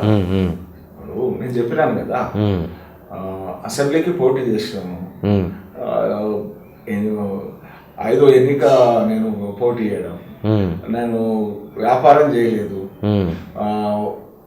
నేను రాజకీయాన్ని వ్యాపారంగా మార్చలేదు, నేను సాధారణ రైతు కుటుంబం, ఏదో నాకు వ్యవసాయము అర్బన్ ప్రాంతంలో ఉండడం వల్ల రాజకీయాల్లో ఈ మాత్రం నేను పోటీ చేయడం సాధ్యమైంది. మరి ఆ రోజు ఉన్నటువంటి దాంట్లో అంటే మీరు ప్రధానంగా అపోజ్ చేసిన, మీరు ఉద్యమాలు చేసిన వాళ్ళ అబ్బాయి అరవింద్ గారు. అంటే మేము ఏంటంటే అంటే ఆ డబ్బులన్నీ మీ మీదే అంటే మీన్స్ బీజేపీ పార్టీకి ఉపయోగించారా? మేము ఏటి విషయాల్లో మేము పోరాటం చేసినామో వాటిని నిరోధించాము మేము. సరే, మేము వాళ్ళ తండ్రి మీద పోరాటం చేసినాం. అరవింద్ రాజకీయాల్లో ప్రత్యక్ష రాజకీయాల్లో లేడు ఆ రోజు. సో మేము ఎక్కడైనా ఏదైనా పొరపాటుగానే మేము నిలదీస్తాం. సరే, ఇంతకు మీకు ఎసరు పెట్టలేదు అంటారు అరవింద్, రైట్? అంటే నేను అసెంబ్లీకి పోటీ చేసిన, పార్లమెంట్కి పోటీ చేసిన. దీన్ని మీరు ఈ పదం వాడేటువంటి అవసరం లేదు. మస్తు లొల్లేదంటగా మిగాలికి. నాకు అసెంబ్లీకి పార్టీ అవకాశం ఇచ్చింది, ఆయన పార్లమెంట్కి అవకాశం. విభేదాలు అయినా రాలేదా? అంతర్గత విభేదాలు జరిగినా లేదా? ఎడమొహం పెడమొహం ఉన్నారా లేదా? ఫ్లెక్సీల వివాదం జరిగిందా లేదా? ఎవరైనా సంకుచితంగా ఆలోచిస్తే అటువంటి అంశాలు వస్తాయి, కానీ నేను విశాలమైన, మీరు స్టేజ్ ఆయన స్టేజ్ ఎక్కారా లేదా? నేను విశాలమైన దృక్పథంతో పార్టీ కోసం పనిచేస్తున్నాను. ఒకే స్టేజ్ మీ ఇద్దరు కలవకుండా వేరు స్టేజ్లు పెట్టారా లేదా? వేరు స్టేజ్లు అనేటువంటి లేవే. వేదిక మీద వేరు వేదికలలో వేరు ఇది చేశారా లేదా? వేరు వేదికలు అనేటువంటిది కలిసిపోలేదు. అంటే నేను ఎప్పుడు ఆ రకంగా ఆలోచించలేదు. సరే, విభేదాలు ఉన్నాయా లేదా? స్ట్రైట్ క్వశ్చన్ చెప్పండి. విభేదాలు అనేటువంటి కాదు, పార్టీలో భిన్నాభిప్రాయాలు ఉంటాయి. ఒక కార్యకర్త సర్వీసెస్ ఆధారంగా. సరే, మీకు అరవింద్ మీద భిన్నాభిప్రాయం ఉందా? అరవింద్ వ్యక్తి, అరవింద్ పార్లమెంట్ సభ్యుడు. రెండు కలిపి చెప్పండి. అరవింద్ భారతీయ జనతా పార్టీ పార్లమెంట్ సభ్యుడు. అరవింద్ తన అంటే రాజకీయాల్లో అంటే పార్టీలో 2017లో వచ్చాడు. వచ్చిన తర్వాత పార్టీలో పార్టీ అవకాశం ఇచ్చింది. అనుకూలమైన వాతావరణంలో పార్టీ పార్లమెంట్ సభ్యుడిగా గెలిచాడు. పార్టీకి సంబంధించినటువంటి అనేక సంవత్సరాల నుంచి పార్టీ కోసం పోరాటం చేస్తున్నటువంటి వాళ్ళ విషయంలో సమగ్రమైన అవగాహన ఉండేది. ఆ విషయాల్లో పార్టీ కొత్త పాత్రల మేలు కలయికగా ఉండాలనేటువంటి ప్రయత్నం, కృషి కొనసాగించేటువంటి విషయంలో అరవింద్కు ఒక అభిప్రాయం ఉండొచ్చు, అవగాహన ఉన్నటువంటి వ్యక్తిగా నాకు ఒక అభిప్రాయం ఉండొచ్చు. అది భిన్న అభిప్రాయాలు ఉండొచ్చు. కానీ మీ సీనియర్ నాయకులకి అని, సీనియర్ కార్యకర్తలకు కానీ, మీ సైడ్ అంటే ఎండల కార్యకర్తలు కానీ, ఎండల ఇది గ్రూప్కి కానీ అరవింద్ నుంచి ఏం లేదట కదా? ఎండల గ్రూప్ అనేటువంటిది అటువంటిది ఉండదు కూడా. ఎండల గ్రూప్ ఏంది? BJP group. భారతీయ మేము కలిసి పనిచేయడంలో, మేము అందరం పార్టీకి పనిచేయడంలో మేము ఇది కదా. నేను ఒకటి చెప్తాను, Bharatiya Janata party cadre basic organisation. ఒక్కొక్కరు ఒక్కొక్క సందర్భంలో ఒక్కొక్క పాత్రలో పనిచేయచ్చు. ఇలా అనుచరులు ఉండరు, సహచరులే ఉంటారు. ఒక అరవింద్ మీ సహచరుడు, అనుచరుడు? సహచరుడు. అరవిందే కాదు, ప్రాథమిక సభ్యుడు కూడా నా పార్టీలో నా సహచరుడు. మేము ఒక కాజ్ కోసం ఒక వేదిక మీద పనిచేస్తున్నటువంటి సహచరులు. ఈ దేశ అభివృద్ధి కోసం, ప్రపంచ దేశాల్లో ఈ దేశాన్ని. ఇప్పుడు ఎంపీ అయిన తర్వాత మీరు మాట్లాడుకున్నారా అరవింద్ గారు? మీరు అంటే సమావేశాల్లో అవసరమైనప్పుడు అవసరమైన రీతిలో మాట్లాడుకుంటాం. అది తప్పించి మిగతా ఏముండవు అంటారు? అంటే అభిప్రాయాలు ఉన్నాయి కాబట్టి, అభిప్రాయ భేదాలు ఉన్నాయి కాబట్టి ఉపాధ్యక్షుడుగా నేను పర్ఫార్మెన్స్ చేసే ప్రయత్నం చేస్తాను, ఆయన ఎంపీగా ఆయన పర్ఫార్మ్ చేసే ప్రయత్నం చేస్తాను. ఎవరికి వారు ఆధిపత్యం మాది అని చూపించుకోవడం ప్రయత్నం చేస్తారు. పార్టీ విషయాల్లో ఏదైనా అంశాలు ఉంటే ఆ అంశాల విషయంలో పార్టీ సమావేశాలు ఖచ్చితంగా మాట్లాడతారు. పార్టీకి సంబంధించి మీ నియోజకవర్గం కానీ, మీ జిల్లాకు సంబంధించి ఇంతవరకు రీసెంట్గా ఒక టీవీ డిబేట్లో టీఆర్ఎస్ పార్టీ ఎమ్మెల్యే మిమ్మల్ని ఆ స్థాయిలో నోరేసుకొని తిట్టేసాడు ఏంటండి? తెలంగాణ రాష్ట్ర సమితి అధికారంలోకి వచ్చిన తర్వాత రాజకీయాల్లో కొన్ని కొత్త పోకడలు చాలా చోటు చేసుకున్నాయి. అంటే ఈ టీవీలు వీటి విషయాల్లో అంటే వాళ్ళకు వాళ్ళ ఎమ్మెల్యేలకు కొన్ని రకాల లక్ష్యాలు ఇచ్చారు. ముందటోళ్ళు ఏమన్నా సరే, ముందటోళ్ళు అనుకూలంగా ఉన్నా సరే, వ్యతిరేకంగా మాట్లాడినట్టు దాని మీద వీళ్ళు రియాక్ట్ అయినట్టు, అంటే ఆ సెంటెన్స్ పూర్తిగా కాకుండా ఆ సెంటెన్స్ లో ఒక పార్ట్ను ఇచ్చేసి పూర్తిగా అయితే అనుకూలంగా వస్తుంది, నిలదీయడం వస్తుంది, వాళ్ళ వ్యవహారాన్ని ఇట్లుండాలని చెప్పడం వస్తుంది. సెంటెన్స్ లో ఒక పార్ట్ను ఆధారం చేసుకొని రియాక్ట్ అయిపోయి అంటే అక్కడ చూసే వాళ్ళకు కూడా కనపడతా ఉంటది ఈ తప్పు మాట్లాడుతున్నారని. తప్పైనా సరే ఇవాళ సోషల్ మీడియా కోసం ఈ పార్ట్ కట్ చేసి ఆ పార్ట్ కట్ చేసి పెట్టాలనేటువంటి అది రాజకీయాల్లో నీచులకు మాత్రమే సాధ్యమయ్యేది. నీచుల గురించి ఎక్కువ మాట్లాడడం అనేటువంటి దళిత బంధు ఆ డిస్కషన్, ఆ టీవీ డిబేట్ కూడా దళిత బంధుకు సంబంధించి జరిగింది. దాని మీద మీరు ఏమైనా కామెంట్ చేస్తారా? అప్పుడు ఘాటుగా కామెంట్ చేశారు కాబట్టి ఇప్పుడు మీరు ఘాటుగా రియాక్ట్ అవుతారా? అసలు వాస్తవంగా నేను ఆ రోజు ఏదో చెప్పే ప్రయత్నంలో ఉన్నాను. జూమ్లో వర్చువల్లో ఆ డిబేట్లో పార్టిసిపేట్ అయ్యాను. అసలు యాంకరు కొంత భాషను కంట్రోల్ చేయండి అంటే నేనేం మాట్లాడినాను, నేను ఇది చేసిన తర్వాత నేను సోషల్ మీడియాలో చూస్తే ఆ మూర్ఖుడు మాట్లాడినటువంటిది అసలు అక్కడ నేను మాట్లాడింది ఏంది, ఆ మూర్ఖుడు మాట్లాడిన తీరేంది, ఇది వాళ్ళకు ట్రైనింగ్ ఇచ్చి పంపించినట్టున్నారు. ఆ పిచ్చోళ్ళకి అడుగుతా ఉన్నా, అరే నిజంగా దళితుడైతే మరి దళితుల పట్ల ఏమన్నా ఇంగితము చీమునెత్తు నుండి దళితుల కోసం కొట్లాడాలని అనుకుంటే నేను అడుగుతా ఉన్నా, 17,000 మందికి హుజూరాబాద్లో అకౌంట్లలో డబ్బులు వేసారు. ఆ డబ్బులు మరి కనబడుతున్నాయి, మరి దళితులకు అందుతలేవు, కొద్దిగా పోయి మాట్లాడు. ఏమన్నా లేదు ఇసుక కాంట్రాక్ట్లు ఇవ్వమంటారా దళితులు, లేకపోతే యశోద హాస్పిటల్లో భాగస్వామ్యం ఇవ్వమంటారా, లేకపోతే దళితులు లేకపోతే బిల్డర్లకు భూములు కేటాయించారు, ఆ కేటాయింపులు మేము కూడా ఈ 2,000 కోట్లు మేము కడతాం మరి మాకు ఇవ్వమంటున్నారా, లేకపోతే ఏమైనా గ్రానైట్ మైన్లు రాసి ఇవ్వమంటున్నారా? మీకు ఒకవేళ నిజంగా నిజాయితీ ఉంటే వీటిలో ఇవ్వమని చెప్పుంది. వాళ్ళు డ్రైవింగ్ వస్తుందా రాదా ఇదంతా ఎందుకు కథ? ఓ 200 ఎకరాలు మైహోమాలకు రాసిచ్చారు కదా, అట్లనే రాసి ఇవ్వమని చెప్పుర్రి. లేకపోతే వాళ్ళ పార్ట్నర్షిప్ ఇవ్వమని చెప్పుర్రి. యశోద హాస్పిటల్లో పార్ట్నర్షిప్ ఇవ్వమని చెప్పుర్రి. యశోద హాస్పిటల్ వాళ్ళ చుట్టాలతో బంధువులతో అవుతుంది, వాళ్ళు కంపెనీల మీద కంపెనీలు పెడతారు. దానికి సంబంధించి అంటే క్లెయిమ్స్ ఏవైతే దానికి సంబంధించి క్లెయిమ్స్ వస్తాయి, మిగతా వాళ్ళ క్లెయిమ్స్ రావు. లేకపోతే ఆయుష్మాన్ భారత్ వీళ్ళకు ఆ రేట్లు రీజనబుల్ రేట్లు ఉన్నాయి, అందుకని కేంద్రం ఇవన్నీ దాని మీద పర్యవేక్షణ ఉంటుంది. ఈ యశోద హాస్పిటల్కి సంబంధించి కానీ మరి వీటన్నిటి మీద పర్యవేక్షణ ఉంటుంది. అందుకని ఆయుష్మాన్ భారత్ రానియరు. ఇక్కడ దాదాపు ఇక్కడ ఉన్నటువంటి అనేక లక్షల మంది కుటుంబాలకి ఇక్కడ రాకుండా నిలబడుతున్నారు. మీకు బుద్ధి జ్ఞానం ఉంటే, మీరు నిజంగా దళితుల మీద ప్రేమ ఉంటే మీరు ఎల్లుండి ఈ ఆయుష్మాన్ భారత్ విషయాల్లో కానీ, ఈ డబుల్ బెడ్రూమ్ విషయాల్లో కానీ, అసలు దళిత బంధు విషయాల్లో మీ దుకాణం ఏంది, మీ కథ ఏంది? ఎలక్షన్ అయిపోయింది, దుకాణం బందా? ఎవరిని మోసం చేస్తారు? బుద్ధి జ్ఞానం లేకుండా మాట్లాడినావు కదా, నేను ఒకటి చెప్తా ఉంటే నువ్వు ఒకటి మాట్లాడినావు కదా. ఆడ 5-6 నెలలు ఆడ మందు వారిచ్చారు. ఈ 18 ఏళ్ళ పొలాలకు అలవాటు లేనివాడు కూడా అలవాటు చేసినటువంటి పరిస్థితి. 6 నెలలు 5 నెలలు ఆడ దుకాణం పెట్టుకొని దొరకబట్టుకుంటూ తాగిపించారు కదా. ఇప్పుడు పోయి ఆడ వాళ్ళ ఆరోగ్యాలు ఎట్లున్నాయో చూడు. బుద్ధి జ్ఞానం లేకుండా అంటే మాట్లాడి ప్రజా ప్రతినిధుల గౌరవాన్నే దెబ్బతీస్తున్నటువంటి పరిస్థితి ఉన్నది. ఓకే, అంతేనా? ఇంకా ఈ ఘాటు సరిపోద్ది అంటారా? చీము నెత్తులు ఉన్నోడికి సరిపోతుందండి. చీము నెత్తులు లేకుండా మనం ఏమన్నా కూడా అసలు బానిసనా ప్రజాప్రతినిధినా ఇది తీర్చుకోవాల్సిన అవసరం. బానిస అయితే యజమాని చెప్పినట్టే నడుస్తాడు బానిస అయితే. ఇది బానిసలు ఇల్లు. ఒకవేళ నిజంగా వీళ్ళకు చీము నెత్తులు ఉంటే మాట్లాడమని చెప్పండి, చర్చ చేయమని చెప్పండి. హుజరాబాద్లోనే చర్చ చేయమని చెప్పండి.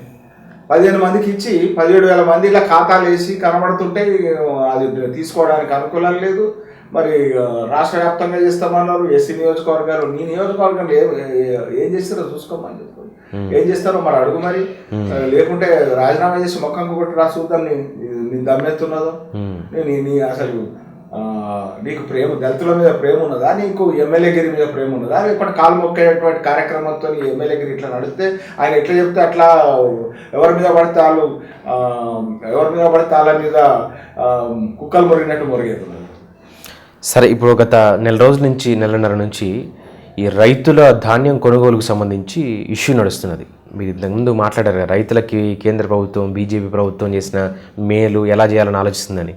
ఈ ఇష్యూ ఏంది మరి? మేలు చేయట్లేదు ఎందుకు రైతులకి? తెలంగాణ రైతుల మీద కోపమా బీజేపీకి? పార్లమెంట్లో సాక్షాత్తు పీయూష్ గోయల్ గారే చెప్పారు. ఏమని చెప్పారు? ఏదైతే ఇంకా 29 లక్షల మెట్రిక్ టన్నుల బియ్యం మేము సేకరించాల్సి ఉన్నది. ఈ 29 లక్షల టన్నులు ఈ ఖరీఫ్ సీజన్ సంబంధించి మీరు ఎందుకు ఇస్తలేరు? మీరు ఈ ధర్నా ఎందుకు చేస్తున్నారు? మీరు బియ్యం ఇవ్వాలి కదా, ధర్నాలు ఎందుకు చేస్తున్నారు అని అడిగారు. చాలా స్పష్టంగా చెప్పారు దేశం మొత్తం. మరి వ్యాగన్లు ఎందుకు పంపించట్లేదు బియ్యం తీసుకుపోవడానికి? ఇప్పుడు మిల్లులలో బియ్యం రెడీగా ఉన్నాయి, అవి తీసుకుపోవడానికి మీరు కొంటమని చెప్తున్నారు. బియ్యం తీసుకపోతే మేము ఇంకొక బియ్యం పట్టి ఆడబెడతామని చెప్తున్నారు వీళ్ళు. మొన్నటి దాకానేమో 40 వ్యాగన్లు అవసరమైన చోట 15 వ్యాగన్లు, 6-7 వ్యాగన్లు అవసరమైన చోట 2-3 వ్యాగన్లు పంపిస్తున్నారట. మొన్నటి దాకా ఈ గింజ మేమే కొంటామన్నారు. ఇప్పుడు ఇక అదంతా కథ ఒడిచిపోయింది సార్. గింజ కొంటాం కథ ఒడిచిపోయింది. పీయూష్ గోయల్ గారు మొత్తం తెలిసిపోయింది, కేంద్ర ప్రభుత్వం FCI కొంటాం తెలిసిపోయింది. ఇప్పుడు పీయూష్ గోయల్ గారు పార్లమెంట్లో ఏం చెప్పారు? ప్రతిదీ కొంటామని చెప్పారు, రాష్ట్ర ప్రభుత్వం ఇస్తలేదని చెప్పారు. మరి మీరు వ్యాగన్లు పంపించకుండా రాష్ట్ర ప్రభుత్వం అంటే ఏమొస్తుంది? టీఆర్ఎస్ ఏమంటే ఎట్లా ఉంటుంది? ప్రెస్ మీట్లు విన్నారు కదా, వ్యాగన్ల ప్రస్తావన ఎక్కడ వచ్చింది?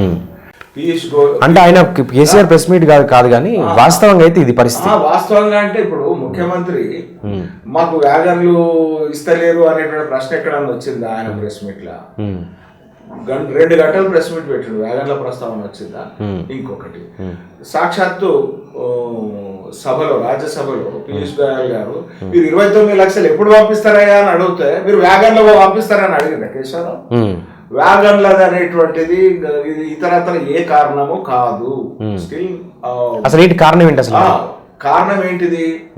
ఈయన కేంద్రం బియ్యం తీసుకుంటున్నది, కేంద్రం కొంటున్నది, బురదలే ప్రయత్నం చేయాలని అంటే కేంద్రం అంటే రైతుల పడిగాపులు కాస్తే కేంద్రం కొట్టలేదు అనేటువంటిది బురద చల్లాలని. మొత్తానికి మీరు కొట్టుకొని రైతులు నాగా చేస్తున్నారు. మేము కొట్టుకుంటలేం కదా, మేము తీసుకురమ్మంటున్నాం కదా. మీరు తండ్రి 29 లక్షల టన్నులో మీరు తీసుకొస్తలేరు అని అంటున్నాం, మీరు ఇస్తలేరు అని అంటున్నాం. ఎవరు చూడాలా ఈ విషయం? మేము కేంద్రం సివిల్ సప్లైస్ నుంచి నేను మాట్లాడినప్పుడు ఈ వ్యాగన్లు కేంద్ర ప్రభుత్వం పంపించడంలో జాప్యం చేస్తున్నది, 40 పంపించే దగ్గర 15 పంపిస్తున్నది, అందుకే ఈ లేట్ అనేది ప్రాసెస్ జరుగుతుందని చెప్తున్నారు. సివిల్ సప్లైస్ ఎవరి కంట్రోల్ ఉన్నది? వ్యాగన్లు ఎవరి కంట్రోల్ ఉన్నాయి? నేను చెప్తున్నా, సివిల్ సప్లైస్ ఎవరి కంట్రోల్ ఉన్నది? రాష్ట్ర ప్రభుత్వం. గంగుల కమలాకర్ కన్సర్న్ మినిస్టర్, ఈ రాష్ట్ర ముఖ్యమంత్రి కేసీఆర్. మరి అధికారులేమో మీకు తప్పుదో పట్టిస్తున్నారు. Gangula Kamalakar civil supply minister. ఈసారి మాన్సూన్ తొందరగా వచ్చింది, వర్షాలు జూన్ 7కు కాకుండా 15 తారీఖు, జూన్ 15, 17, 20 నెలాఖరుకు, ఒక్కోసారి జూలైలో వర్షాలు మొదలయ్యేవి. ఈసారి జూన్ 1వ తారీఖు కంటే ముందు నుంచే వర్షాలు స్టార్ట్ అయ్యాయి. దానివల్ల నాట్లు తొందరగా పడ్డాయి. నాట్లు ఎప్పుడు పడ్డదో ప్రభుత్వం దగ్గర రికార్డులు ఉంటాయి. రికార్డుల ప్రకారం మళ్ళా కోతలు ఎప్పుడు వస్తాయి అనేటువంటిది కూడా రికార్డు ఎస్టిమేషన్ ఉంటుంది. అంచనాల ప్రకారం కొనుగోలు కేంద్రాలు ఎప్పుడు ఓపెన్ చేయాలా, ఎక్కడెక్కడ ఓపెన్ చేయాలి అనేటువంటిది ఉంటుంది. కానీ ఈ ప్రభుత్వం మాన్సూన్ తొందరగా వచ్చి ప్లాంటేషన్ తొందరగా జరిగి పంట చేతికి వచ్చినా కూడా కొనుగోలు కేంద్రాలు ఆలస్యంగా తెరిచింది. అన్ని కేంద్రాలు ఏకకాలంలో తెరిచి అన్ని కేంద్రాలు వేగంగా ఇచ్చేయాల్సినటువంటి దగ్గర చేయలేదు. కరోనా ఉన్న టైంలో ఇబ్బంది కాలేదు, కానీ ఇప్పుడు ఇబ్బంది. ఎందుకంటే కేసీఆర్ వరేస్తే ఉరి అన్నాడు. ఇక వరి దానికోసం రైతులని ఈసారి పరిశాన్ చేయాలా, వరేయకుండా అనేటువంటి దాని మీద కేసీఆర్ ఆడుతున్నారు. రైతులు వరేస్తే కేసీఆర్కి వచ్చింది లేదు, వరియకపోతే కేసీఆర్కి వచ్చింది లేదు. రైతులు అంటే ఎప్పుడన్నాడు వరి వేస్తే ఉరి అని? నాకు తెలిసి కేంద్ర ప్రభుత్వం నుంచి ఇన్ఫర్మేషన్ ఉంది. ఎలక్షన్లు అప్పుడు అన్నాడు, హుజురాబాద్ ఎలక్షన్లు అప్పుడు వరేస్తే ఉరి అని అన్నాడు. అంతకుముందు నుంచే ప్రత్యామ్నాయ పంటలకు వెళ్ళాలి అని చెప్పి మాట్లాడిన సందర్భం మనం చూస్తున్నాం. వరేస్తే ఉరి అనడం అర్థం ఏమని ఉన్నదా? వరి కొన అన్నదా కేంద్రం? ఇప్పుడు రా రైస్, బాయిల్డ్ రైస్ అంతే కదా. రా రైస్ మేము ఎంత ఇచ్చినా కూడా తీసుకుంటామండి. వరిలో ఈ రా రైస్, బాయిల్డ్ రైస్ అనేటువంటిది ఎక్కడ? మిల్లర్ల దగ్గర ఇష్యూ. ఇప్పుడు మీరు రా రైస్ కొనలేదా పోయినసారి? 44 లక్షల టన్నుల మెట్రిక్ టన్నుల రా రైసు కేంద్రం ఇప్పుడు కోటికి పైన వచ్చినాయట కదా, కోటికి పైన వచ్చినాయట. కోటి పైన అంటున్నారు, మరి ఏది? ఇప్పుడు రాష్ట్రంలో పరిస్థితి ఏంటి సార్? డిస్కషన్ ఏంటంటే రాష్ట్రంలో పరిస్థితి ఏంటంటే రైతుల కళ్ళాల ధాన్యం కొన్ని చోట్ల అట్లనే ఉన్నాయి, రోడ్ల మీద అట్లే ఉన్నాయి, ఈ అంగడ్లలో అట్లే, రైతు దీంట్లో అట్లే ఉన్నాయి, మిల్లర్ల దగ్గర పట్టిన ఇది కూడా ఇట్లనే ఉన్నాయి. వీటన్నిటికీ కారణం వాళ్ళు ఏం చూపిస్తున్నారంటే వ్యాగన్లు రాకపోవడం. ఇంకొకటి, ఈ నెల 31వ తారీఖున FCI ఇది గడువు ముగుస్తుంది. ఇప్పుడు కేంద్రం నుంచి ఈ FCI ఇది అంటే ఈ 20 రోజులల్లా ఇంత ధాన్యాన్ని కేంద్ర ప్రభుత్వం కొంటదా? కేంద్ర ప్రభుత్వం రైతుల కోసం అవసరం వస్తే ఎక్స్టెన్షన్ చేసుకుంటుంది. కేంద్ర ప్రభుత్వం రైతుల పక్షాన నిలబడి ఉన్నది. ఆ రకంగానే 3 ఏళ్ల కింద 51 లక్షల టన్నులు ఉంటే ఆ తర్వాత 74 లక్షల టన్నులు మెట్రిక్ టన్నులు ఉన్నది. పోయిన సంవత్సరం 94 లక్షల మెట్రిక్ టన్నులు. కాంగ్రెస్ దిగిపోయేటప్పుడు 3,600 కోట్ల రూపాయలు ఈ కొనుగోలుకు వెచ్చించేది. ఇప్పుడు 26,600 కోట్ల రూపాయలు కేంద్రం ఈ కొనుగోలు కోసం వెచ్చిస్తున్నారు. మరి ఇచ్చినటువంటి కోటాను పూర్తి చేయాలి. కోటా పూర్తి చేయకపోతే ఇది దోషులు ఎవరు? కొనుగోలు కేంద్రాలు సకాలంలో తెరవకపోతే దోషులు ఎవరు? వేగంగా లారీలు, ఇప్పుడు మీరు కొనుగోలు కేంద్రాలకు పోతే లారీలు వస్తలేవు అన్నదే షికాయత్, వేగంగా వస్తలేవు అన్నది షికాయత్. మస్తు ఉన్నాయి, ఎన్ని కావాలంటే అన్ని కేంద్రం సమకూరుస్తుంది. మస్తు ఉన్నాయి, మొత్తం నిండిపోయి ఉన్నాయి. మన మిల్లు మొత్తం గోడలు అన్ని నిండిపోయినాయి. ఇది రైతు ద్రోహి కేసీఆర్. ఎట్లా దోహవుతాడు? ఖచ్చితంగా ఒకటి, ఇప్పుడు కొనుగోలు కేంద్రాలు సకాలంలో తెరవకపోవడం, కొనుగోలు ప్రక్రియ చూసేటువంటి మంత్రిని ఎలక్షన్లో డిప్యూటీ చేయడం. కొనుగోలు ప్రక్రియ ఎవరి నేతృత్వంలో జరుగుతుంది? పౌర సరఫరాల మంత్రి నేతృత్వంలో జరుగుతుంది. ఆయన హుజురాబాద్ ఎలక్షన్లలో ఆ నియోజకవర్గం నుంచి అడుగు బయట పెట్టకుండా ఎలక్షన్ల ప్రచారంలో ఇంకా మంత్రులు అంతా అటే తిరిగేది, ముఖ్యమంత్రి అంతా అదే, రాష్ట్రం అంతా అదే అనేటువంటి ధోరణితో వ్యవహరించేది. రాష్ట్రంలో ఏదైనా డెవలప్మెంట్ ప్రోగ్రామ్ అంటే హుజురాబాద్ డెవలప్మెంట్ ఒకటే, రాష్ట్ర డెవలప్మెంట్ అనేటువంటి రీతిలో వ్యవహరించేది. మరి అసలు ఈ ప్లాంటేషన్ ఎప్పుడు జరిగింది, కొనుగోలు కేంద్రాలు ఎప్పుడు ఓపెన్ చేయాలా, లేకపోతే వాటికి గన్ని బ్యాగ్స్ ఎన్ని అవసరం అయితే, హమాలీలు ఎంత అవసరం అవుతారు, మరి వాటికి సంబంధించి వర్షం వస్తే టార్పాలిన్లు ఎట్లా, మరి వాటికి సంబంధించి ట్రాన్స్పోర్టేషన్కు లారీలు ఎట్లా, వీటి విషయంలో లారీల టెండర్ కూడా చేయలేదు. టెండర్ చేయకుండానే లాస్ట్ టైంకి కొనసాగించారు. ఈ రకంగా అంటే పూర్తిగా గాలికి వదిలేసిండ్రు. గాలికి వదిలేసిన కారణాన ఇవాళ కొనుగోలు కేంద్రాలలో ఒక ధాన్యం అనేది ఉండని పరిస్థితులలో ఇవాళ మొత్తం ధాన్యం అంతా కూడా కొనుగోలు కేంద్రాల్లో ఉన్నటువంటి పరిస్థితి ఉన్నది. ఈ వాయుగుండాలతో వచ్చేటువంటి వర్షాలతో వాళ్ళ రైతు పానగడ్డమైనటువంటి పరిస్థితి ఉంది. అంటే చెమటోడ్చి కష్టపడినటువంటి పంట ఇవాళ వీళ్ళ నిర్లక్ష్యం మూలంగా, ఇలా కుట్రాల మూలంగా ఇవాళ అక్కడ ఉన్నది. మాట్లాడించి వాళ్ళకి భరోసా అయ్యేందుకు వస్తే, లోపాలను తెలుసుకున్నందుకు వస్తే, మరి గుండాలను పెట్టి కొట్టేందుకు కూడా, రాళ్లతో కొట్టేందుకు కూడా ఈ సర్కార్ తయారుంది. మీరే తీసుకుపోయారంటగా ఈ వ్యాన్ల గుండాలని, రాళ్ళని, ఉల్టా చోరు కొత్త అనుకున్నాండి. ఈ రకంగా మరి వాళ్ళకి అట్లా సమాచారం ఉంటే మరి ఆ రాళ్ళని మమ్మల్ని అరేంజ్ చేసి అవన్నీ కూడా మీ మీడియాని చూపించి చేయాలి కదా. మరి ఆ రాళ్లతో కార్లు అద్దాలు పగలగొట్టేదాళ్ళు ఆ మంత్రికి సంబంధించిన అనుచరులతో మందు తాగిపించి రెచ్చగొట్టి అద్దాలు పగలగొట్టేది వాళ్ళు. వాళ్ళ ఉల్టా చోరు కొత్త వాళ్ళకు డాటా అన్నట్టు మేము గుండాలు తీసుకుపోయాం. మేము రైతులు గుండె వాళ్ళకి చదువుతా ఉన్నారు, వాళ్ళకు ధైర్యం ఇవ్వడానికి మేము మా అధ్యక్షుడు వెళ్తే, అధ్యక్షుడు ఏమంటే మా భారతీయ జనతా పార్టీ పదాధికారులు అందరు కూడా వెళ్తారు. పార్టీకి సంబంధించిన నేతృత్వం పడుతుంది. రైతుల దగ్గరికి పోయేటప్పుడు రాళ్ళు పట్టుకొని పోతారా? సిగ్గున్న వాళ్ళు ఈ రకమైన ఆరోపణలు చేస్తారా? జరిగింది ఏంది? ఆ దెబ్బకి తోక ముడిచిందా బీజేపీ? తోకముడుచుడు ఎక్కడిది? భారతీయ జనతా పార్టీ తోక గతిరించేటువంటి ప్రయత్నంలోనే భారతీయ జనతా పార్టీ ఉన్నది. ఈ అవినీతి ప్రభుత్వం యొక్క, ఈ కుటుంబ పాలన యొక్క, ఈ నియంతృత్వ పాలన యొక్క తోక గతిరించే ప్రయత్నంలోనే భారతీయ జనతా పార్టీ ఉన్నది. పార్లమెంట్ సమావేశాలు జరుగుతూ ఉన్నాయి. పార్టీ అధ్యక్షుడు అక్కడ ఉన్నాడు. ఖచ్చితంగా మిగతా వాళ్ళందరూ కూడా కార్యక్రమాల్లో ఎదుగుతుంది. ఇదంతా ఎందుకు సెట్ చేస్తున్నాడు కేసీఆర్? దళిత బంధు విషయాల్లో ఉద్యమం జరుగుతూ ఉన్నది, దాన్ని పక్కతో పట్టియాల. హుజురాబాద్ ఎన్నికల తర్వాత వాళ్ళ కార్యకర్తలంతా కూడా పక్క చూపులు చూస్తా ఉన్నారు, దాన్ని పక్కతో పట్టియాల. మరి ఏదైతే పెట్రోల్ విషయాల్లో కేంద్రం రేట్లు తగ్గించింది, మిగతా దేశవ్యాప్తంగా 18 రాష్ట్రాలు 3 యూనియన్ టెరిటరీస్ తగ్గించినాయి. వీళ్ళు తగ్గిస్తలేరు. ఇది తగ్గించకుండా దాని అంశాలు కూడా పక్కదో పట్టించాలా. దానికోసం ఇది యాసంగి సీజన్లో కొనేటువంటి ప్యాడీ విషయాల్లో ఒక సాకును నెపం ముందటేసుకొని ఈ రకంగా ధర్నాల పేరు మీద ఆ అంశాలను పక్కదో పట్టించేటువంటి ఇది కుట్ర. ఈ కుట్రకు రైతులను బలి చేయడం ఏదైతే ఉన్నదో ఇది కేసీఆర్ రైతుల పట్ల చేస్తున్న ద్రోహం. మరొక విషయం చెప్పాలంటే భూసార పరీక్షలు ఉంటే రైతుకు 20% ఈల్డ్ ఎక్కువ వస్తుంది. భూసార పరీక్షలు చేసినాక అందులో నత్రజని ఉన్నదా, భాస్వరం ఉన్నదా, లేకపోతే దానికి సంబంధించినటువంటి జింకు తక్కువ ఉన్నదా, లేదా, ఏది తక్కువ ఉన్నది, ఏది ఎక్కువ ఉన్నది వేయకుండా తక్కువ ఉన్నది వేసేటువంటి రీతిలో సమతుల్యంతో భూమిని సారవంతం చేసుకుంటాడు. అవసరమైన ఎరువులనే వాడతాడు, అవసరం లేని ఎరువులను వాడాడు. దానివల్ల సమతుల్యంతో పంటకు ఖనిజాలు జరగడం వల్ల ఏమవుతుంది, పంట 20% ఈల్డ్ పెరుగుతుంది. అంటే 40 సంచులు వస్తుంది అనుకోండి, 48 సంచులు వస్తుంది, అంటే 30 సంచులు వచ్చేది 36 సంచులు వస్తుంది.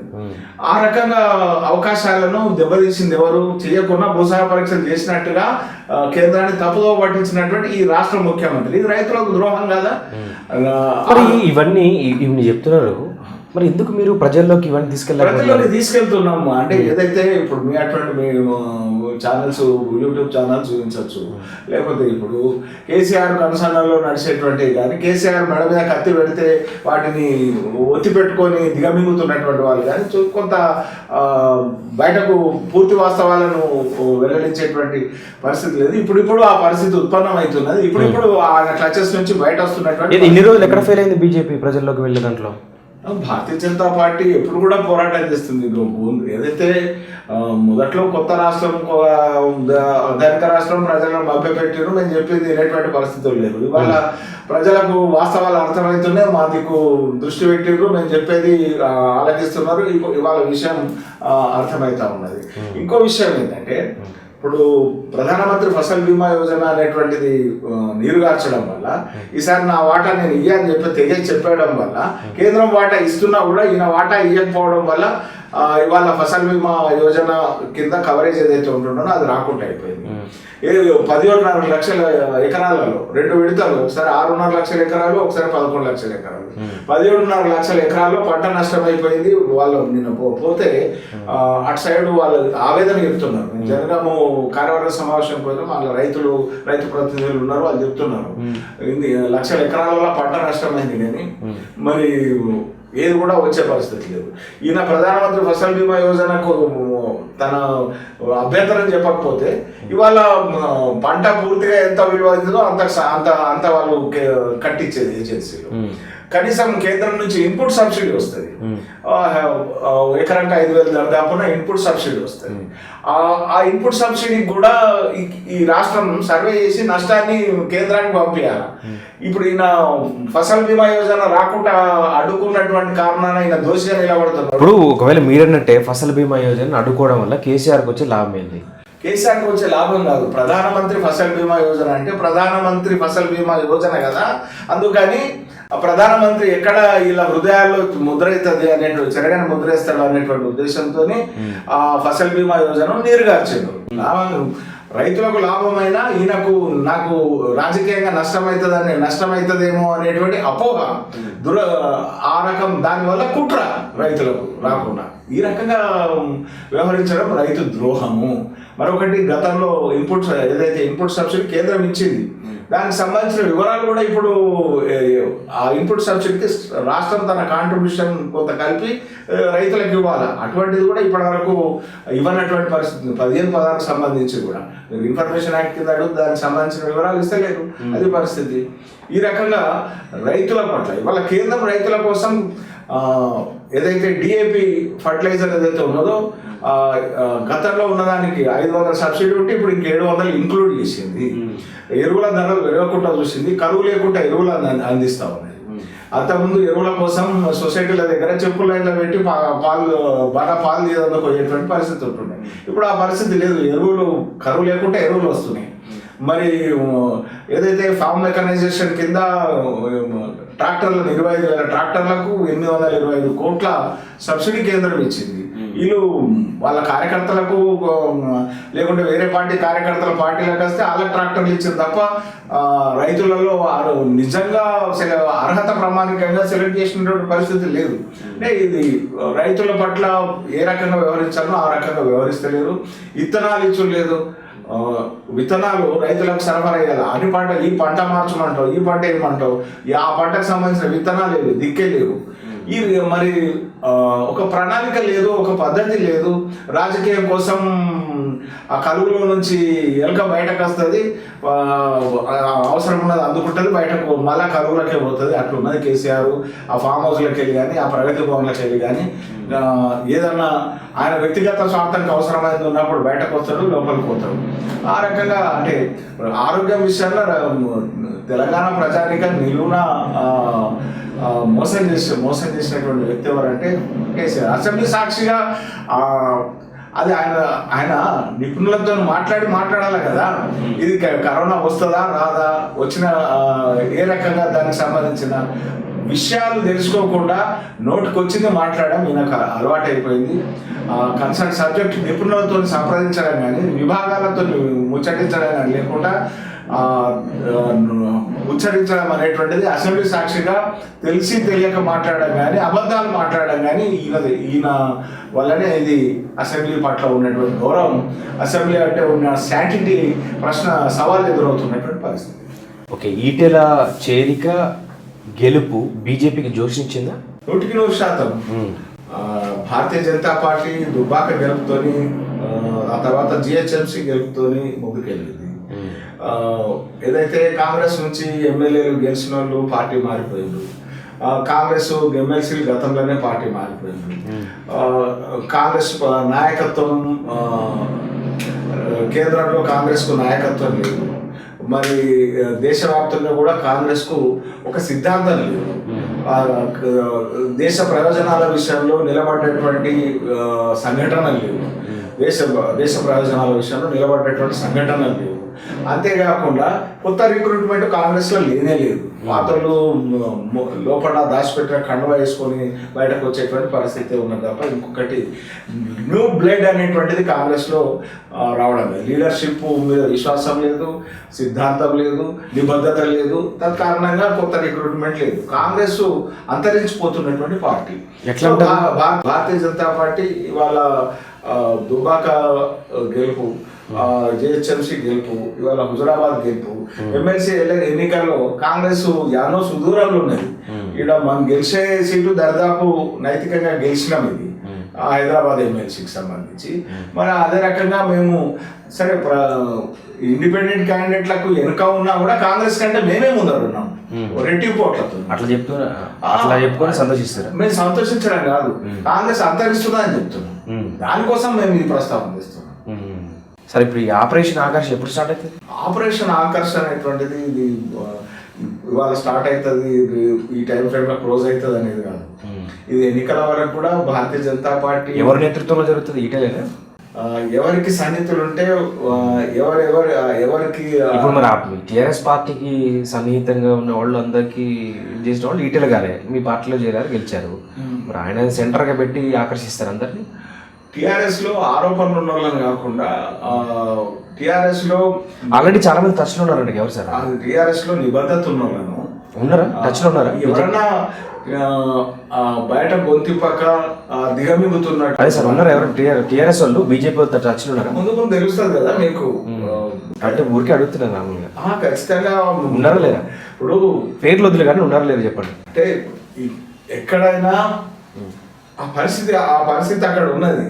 ఎంతమంది ఉన్నారు ఉన్నది. దాన్ని ఆ పరిస్థితిని అధిగమించడం కోసమే కేసీఆర్ ఈ యాసంగి కొనుగోలు విషయంలో ఈ ముసుగు కాపుకొని ఈ ధర్నా పేరుతోని ఇది చేయడం ఏదైతే. సార్ ఎంతమంది ఉన్నారు చెప్పండి.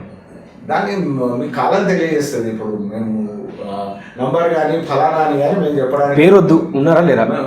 ఖచ్చితంగా ఉన్నారండి. నెంబర్ చెప్పండి పోనీ. అంటే దాని విషయాల్లో ఒక 5గురా 10గురా సమయానుసారంగా వివరాలు మీకు వెల్లడిస్తాం. సార్ ఒక్కరున్నారా 10 మంది ఉన్నారా? మీకు సమయానుసారంగా వివరాలు వెల్లడిస్తాం. మొత్తం టీఆర్ఎస్ దెబ్బకి కేంద్ర ప్రభుత్వం రైతు చట్టాలను వెనక్కి తీసుకుందా? రాష్ట్ర ముఖ్యమంత్రి ధర్నా చౌక్లో కూర్చొని ధర్నా చేసే దెబ్బకి తట్టుకోలేకపోయినా మోడీ.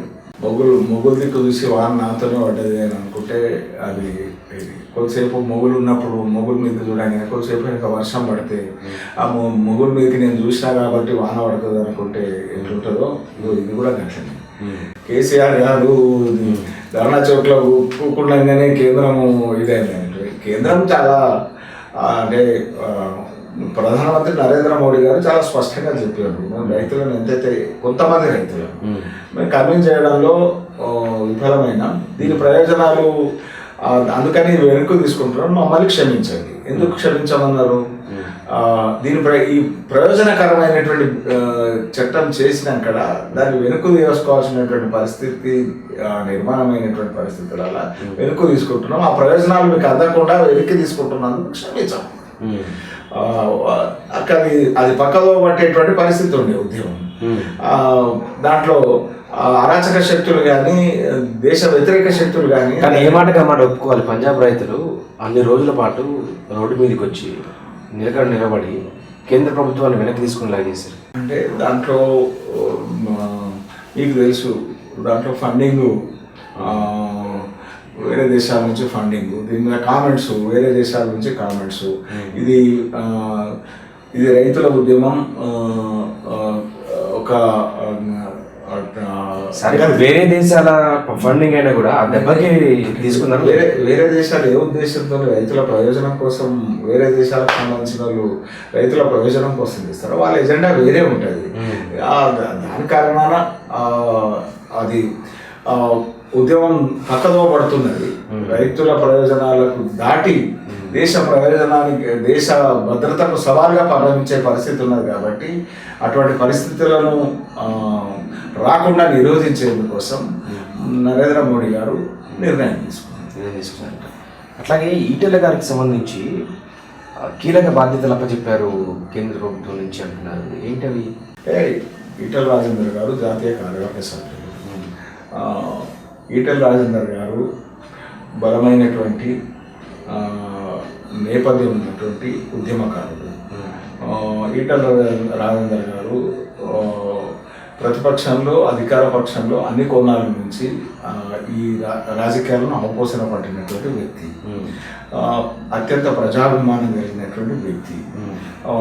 100 కోట్లు ఖర్చు చేసిన టీఆర్ఎస్ను రాష్ట్ర ప్రజల హృదయాల నుంచి వెళ్ళగొట్టి మరి ప్రజాస్వామ్యాన్ని గెలిపించడంలో, అంటే టీఆర్ఎస్ ఏదైతే పలచన చేసినటువంటి వ్యక్తి, ప్రజా హృదయాల్లో పలచన చేసినటువంటి వ్యక్తి. టీఆర్ఎస్ ఆ ఎన్నికలు గెలవాలని సర్వశక్తులు ఓడింది.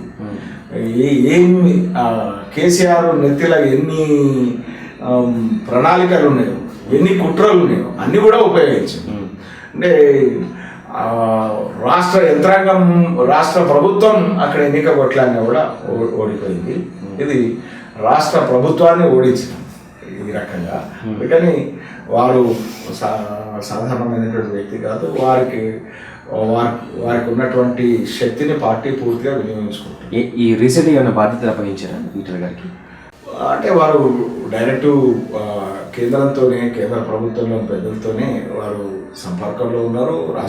రాష్ట్ర అధ్యక్షులతో కూడా సంపర్కంలో ఉన్నారు. కిషన్ రెడ్డి గారితో కూడా వారు తరచుగా మాట్లాడుతుంటారు. మీకు వారి ద్వారా ఉన్నగూడేటువంటి ప్రయోజనాలు అన్నిటి కూడా పార్టీ కొన్ని కేంద్ర పార్టీ తీసుకున్న నిర్ణయం వల్ల రాష్ట్ర బీజేపీలకి అన్న ఇది జరుగుతుందా? రాష్ట్ర అంశాన్ని చెప్తే నేను చెప్పగలుగుతాను. ఈవెన్ రైతు చట్టాలైనా కానీ ఇప్పుడు కేంద్రం సంబంధించి నిర్ణయాల వెంటనే మీరు వెళ్ళాల్సి వస్తుంది కదా. ఇప్పుడు మీరు గమనించారు, రైతు చట్టాల వల్ల ప్రయోజనం. ఈవెన్ ఏపీ విషయానికి వచ్చే విశాఖ స్టీల్ కానీ, అంటే ప్రభుత్వ రంగ సంస్థ ఇప్పుడు అక్కడ నిర్ణయం తీసుకుంది కాబట్టి దాని వెనక వెళ్ళాల్సిన సందర్భమే వస్తుంది కదా. ఆ కొన్ని నిర్ణయాలు ఇక్కడ ఉన్న రాష్ట్ర నాయకత్వానికి ఇబ్బంది కలిగించే విధంగా ముందుగా రైతు చట్టాలు అన్నారు. ఇప్పుడు ఇవి రావాలా అనేటువంటిది గత ప్రభుత్వాలు కూడా ఆలోచించారు. ప్రతిపక్షం కూడా మేనిఫెస్టో పెట్టారు. దానివల్ల ఇది టీఆర్ఎస్కి అడ్వాంటేజ్ కదా. ఇప్పుడు మీరు అక్కడ వేరు అయితే ఇప్పుడు రైతులకు ప్రయోజనం అవుతుంది అనేటువంటి విషయంలో ఆంతరికంగా వ్యతిరేకించేటువంటి రాజకీయ పక్షాలు కూడా అంగీకరిస్తాయి. రైతు ప్రయోజనాలకి చట్టాలు అవసరము అనేటువంటి. అందుకని దానివల్ల ప్రధానమంత్రి చెప్పింది చాలా స్పష్టంగా చెప్పింది కదా. దానివల్ల భారతీయ జనతా పార్టీ ఈ యూనిట్ ఆ యూనిట్ అనేది లేకుండా దేశవ్యాప్తంగా నష్టం పార్టీకి ఏం లేదు. రైతుకు వచ్చే లాభం విషయంలోనే ప్రశ్న ఎదురైంది. రెండో విషయం ఏదైతే విశాఖ ప్రభుత్వం గతంలో ప్రభుత్వాలు మనం స్వతంత్రం వచ్చినక్కడ అన్ని రంగాల్లో మనం అభివృద్ధి చెందాలనేటువంటి ఉద్దేశంలో ప్రభుత్వ రంగంలో ఫ్యాక్టరీ పెట్టేది. ప్రభుత్వం లక్ష్యం సంక్షేమ రాజ్యం. ప్రభుత్వ లక్ష్యం సంక్షేమ రాజ్యం. అవసరమైనది ఎక్కడైతే వెళ్తున్నదో అక్కడ ప్రభుత్వం చొరవ తీసుకుంటుంది. ఎక్కడైతే ఉన్నాయో వాటిని సజావుగా నడిపేటువంటి ప్రయత్నం జరగాలి. అక్కడ సజావుగా నడవకుండా లాభాలు నష్టాలుగా మారి పన్నులతో ప్రభుత్వం నడిపించడానికి ఇచ్చినటువంటి పన్నులను ఫ్యాక్టరీలు నడపడంలో ఎదురయ్యేటువంటి నష్టాల రూపంలో భర్తీ చేయడం అనేటువంటి సమంజసం కాదు. అందుకని ఏదైతే కొన్ని అటువంటి గుదిబండగా మారినటువంటి వాటి విషయాల్లో ప్రభుత్వాలు నిర్ణయం తీసుకునే అధికారం ఉన్నది. అది ప్రజాక్షేమం గురించి ప్రజల యొక్క అనా పైసలు కూడా పద్ధతిగా వినియోగించేటువంటి దానికోసం. ఇప్పుడు ఇది టీఆర్ఎస్ పార్టీ మీ మీద ఎక్కువ పెడుతుంది కదా, ఏ రకంగా మీరు తీసుకునే ఈ స్టాండ్ వల్ల? ఇప్పుడు ఏదైనా కన్విన్స్ చేయాలి. టీఆర్ఎస్ కాంట్రాక్టర్ల ప్రయోజనాల కోసం ప్రాజెక్టులు, టీఆర్ఎస్ కమిషన్ల కోసం ప్రాజెక్టులు పెడుతుంది. నరేంద్ర మోడీ గారు ట్రాన్స్పరెంట్గా నిర్ణయాలు ప్రజలకు తెరిచిన పుస్తకం లాగా వెబ్సైట్ ఓపెన్ చేస్తే ఏది అనేటువంటిది, ఏ అనా పైసా దేనికి ఖర్చు అనేటువంటిది స్పష్టంగా ఉంటుంది. టీఆర్ఎస్ ఇన్ఫర్మేషన్ యాక్ట్ కింద ఇచ్చినా కూడా పారిపోతుంది తప్ప పలకది. సరే, ఓవరాల్ మీరు టీఆర్ఎస్ పార్టీ విసురుతున్న సవాళ్ళు ఏంటి? ఒకటి, టీఆర్ఎస్ పార్టీని సూటిగా అడుగుతున్నాం. 2 పడకల ఇళ్ళు అన్నారు. 26,10,000 మందికి ఇండ్లు కావాల్సిన వాళ్ళు ఉన్నారు అని అన్నారు. శాసనసభలో మీరు ఇచ్చిన సమాధానం 26 లక్ష కేంద్రం ప్రధానమంత్రి ఆవాస్ యోజన కింద 1,50,000 ఒక కుటుంబానికి ఇవ్వడానికి సిద్ధంగా ఉన్నారు. మీరు ఎన్ని దరఖాస్తులు కేంద్రానికి పంపారు? ఒక్క దరఖాస్తు మీరు ఎందుకు ఆ పేర్లు పంపుతాయి? మీకు ఒకవేళ దమ్ము ఉంటే మీరు పంపిన లిస్టు జాబితాను ఇవ్వండి. అక్కడ కేంద్రం ఇవ్వలేదా చెప్పండి. కేంద్రం పదే ఇవ్వమని పంపమని అడుగుతున్నా కూడా మీరు పంపకుండా పేదల పాలిట పేదవాడికి ఒక ఇల్లు అనేది ఒక కళ, ఆ కళలను తుంచేస్తున్నటువంటి ద్రోహం చేస్తున్నారు మీరు. మీకు భారతీయ జనతా పార్టీ తరఫున ఈ విషయంలో సవాల్ విసురుతా ఉన్నాను. ఆయుష్మాన్ భారత్ అనేటువంటిది 5 లక్షలు 1,327 రకాల వ్యాధులకు జిల్లా కేంద్రంలో ఉన్నటువంటి ఆసుపత్రి కానీ, మండల కేంద్రంలో ఉన్నటువంటి ఆసుపత్రి కానీ, రాజధానిలో ఉన్నటువంటి ఆసుపత్రి కానీ, కార్పొరేట్ ఆసుపత్రి కానీ, ఏదైనా కానీ ఎక్కడైనా కానీ నచ్చిన చోట చికిత్స చేసుకునేటువంటి అవకాశం. ఆ పరీక్షలు చేసి వ్యాధి నిర్ధారణ అయినాకడ కాదు, పోయినాకడ సులువుగా వాళ్ళకు చికిత్స చేసేటువంటిది. కుటుంబానికి 5 లక్షలు ప్రతి సంవత్సరానికి అవకాశం ఉన్నటువంటి. మీరు దీని మీద ఎందుకు ఈ పేదవాళ్ళ ఆరోగ్యంతో ఆటలాడుకుంటున్నారు? వ్యాధుల బారిన పడ్డప్పుడు అప్పలో ఊబిలో కూరుకపోతున్నారు. వాళ్ళ పేదల పాలిట ద్రోహిగా మీరు ఎందుకు నిలిచిందని భారతీయ జనతా పార్టీ సవాల్ విసురుతున్నారు. మీరు కేంద్రానికి అనేకమైన ప్రతిపాదనలు పంపారు. ఏది మా జాయింట్ వెంచర్ ఉన్నది, మనోహరాబాద్ నుంచి కొత్తపల్లి వరకు, కరీంనగర్లోని కొత్తపల్లి వరకు, ఇది గజ్వెల్ దాకా వచ్చి ఆగిపోయింది. కేంద్రం నిధులు ఇస్తున్నది. మీరు రాష్ట్ర ప్రభుత్వం జాయింట్ వెంచర్లు ఏవైతే నిధులు ఇవ్వాలో అవి ఇస్తలేదు. మీ సొంత ఉమ్మడి జిల్లాలో ప్రాజెక్ట్ ఆగిపోయింది. మీరు మీ ఉమ్మడి జిల్లాలోనే మీరు ఎగబెడతలేరు. మీరు రాష్ట్రానికి ఏం ప్రయోజనం చేస్తారని అడుగుతా ఉన్నాను. ఉమ్మడి జిల్లాలో 17 కిలోమీటర్లు అక్కన్నపేట నుంచి మెదక్ వరకు జాయింట్ వెంచర్లో డబ్బులు ఇవ్వాలి. కేంద్రం ఇస్తున్నది, మీరు ఇస్తలేదు, దానివల్ల పని ఆగిపోతున్నది. మీరు ఎందుకు ఇస్తలేరని మిమ్మల్ని నిలదీస్తా ఉన్నాం. మీరు ఎదురేసుకుంటూ పోయి మీరు ఆదిలాబాద్ ఆర్మూర్కు మీరు జాయింట్ వెంచర్ కింద ప్రాజెక్ట్ శాంక్షన్ చేయమన్నారు. మీరు అడిగితే తడవుగా కేంద్రం శాంక్షన్ చేసింది. 2017లో శాంక్షన్ చేసింది. ఇప్పటి వరకు దానికి సంబంధించి భూమికి సంబంధించినటువంటి భూమి సేకరణ విషయం కానీ, మీ జాయింట్ వెంచర్లో మీ వాటా డబ్బు కానీ ఇవ్వకపోవడం వల్ల అది అట్లనే ఆగిపోయింది. ఇది ద్రోహం కాదా? అభివృద్ధి నిరోధకం కాదా? మరి అదే రకంగా ఏదైతే జహీరాబాద్ దగ్గర ఇవాళ NIMZ national investment and manufacturing zone ఏదైతే ఉన్నదో 2,63,000 మందికి ఉద్యోగాలు వస్తాయి. అటువంటి దానికోసం కేంద్రం నిధులు ఇస్తే ల్యాండ్ పూల్ చేయడంలో కూడా ఉద్దేశపూర్వకంగా మీరు డ్రాగన్ చేస్తున్నారు. ఇది ద్రోహం కాదా అని అడుగుతా ఉన్నాను. మరి ఈ రకమైనటువంటి ద్రోహాల దాని నుంచి మరి మీరు ఎందుకు ద్రోహాల నుంచి మీరు బయటకు ద్రోహం చేసే మనస్తత్వాన్ని మార్చుకోవాలా? లేకుంటే మేము ఈ రాష్ట్ర ప్రజలు ఈ రాష్ట్ర ముఖ్యమంత్రిని మార్చేటువంటి దానికి ఆల్రెడీ నిర్ణయం తీసుకున్నారు. మీరు అవినీతి ఏదైతే ఉన్నదో రాబోయేటువంటి రోజుల్లో ఖచ్చితంగా మీరు దోషిగా నిలబడతారు. మీ నేర ఆరోపణ జరుగుతుంది. దానికి సంబంధించినటువంటి శిక్షకు కూడా మీరు తయారుగా ఉండాల్సిందిగా భారతీయ జనతా పార్టీ హెచ్చరిస్తాం. కాంగ్రెస్ పార్టీకి సంబంధించి మీ ఒపీనియన్ ఏంది? రేవంత్ రెడ్డి గారి ఇదంతా కూడా అంటే రేవంత్ రెడ్డి ఇప్పుడు కాంగ్రెస్ పార్టీ ఎమ్మెల్యేలను టీఆర్ఎస్ ప్రలోభాలతోనో బ్లాక్మెయిల్తోనో ఏదో రకంగా తీసుకొని వెళ్ళేది. రేవంత్ రెడ్డి పిసిసి అధ్యక్షుడిగా దాని మీద దృఢంగా నిలదీసేటువంటి నైతిక అర్హత లేనటువంటి పరిస్థితి. ఎందుకంటే రేవంత్ రెడ్డి రెడ్ హ్యాండెడ్గా అటువంటి ప్రయత్నంలోనే దొరికినటువంటి పరిస్థితి. అంటే కాంగ్రెస్కు పిసిసి ప్రెసిడెంటు దృఢంగా ఈ ప్రభుత్వాన్ని నిలదీసేటువంటి ట్రాక్ ఉన్నటువంటి వ్యక్తి లేడు. రేవంత్ రెడ్డి దగ్గర ఏదైతే కొన్ని ఆలోచనలు ఉండొచ్చు, అది కాంగ్రెస్ సంబంధించిన ఆలోచనలు, కానీ కాంగ్రెస్లో రేవంత్ రెడ్డి నేతృత్వం ఇప్పుడు ఉన్నటువంటి పరిస్థితుల్లో ఆయన శక్తి అనేటువంటిది ఉపయోగకరం కాంగ్రెస్కి అయ్యేటువంటి పరిస్థితి లేదు. కాంగ్రెస్ను విశ్వసించేటువంటి పరిస్థితిలో ప్రజలు కూడా లేరు. ఆర్భాటం ఉండొచ్చు కానీ ఆదరణ అనేటువంటిది లేదు. ఇది చూస్తున్నారు కదా ఎండల గారితో ఇంటర్వ్యూ. Stay with us.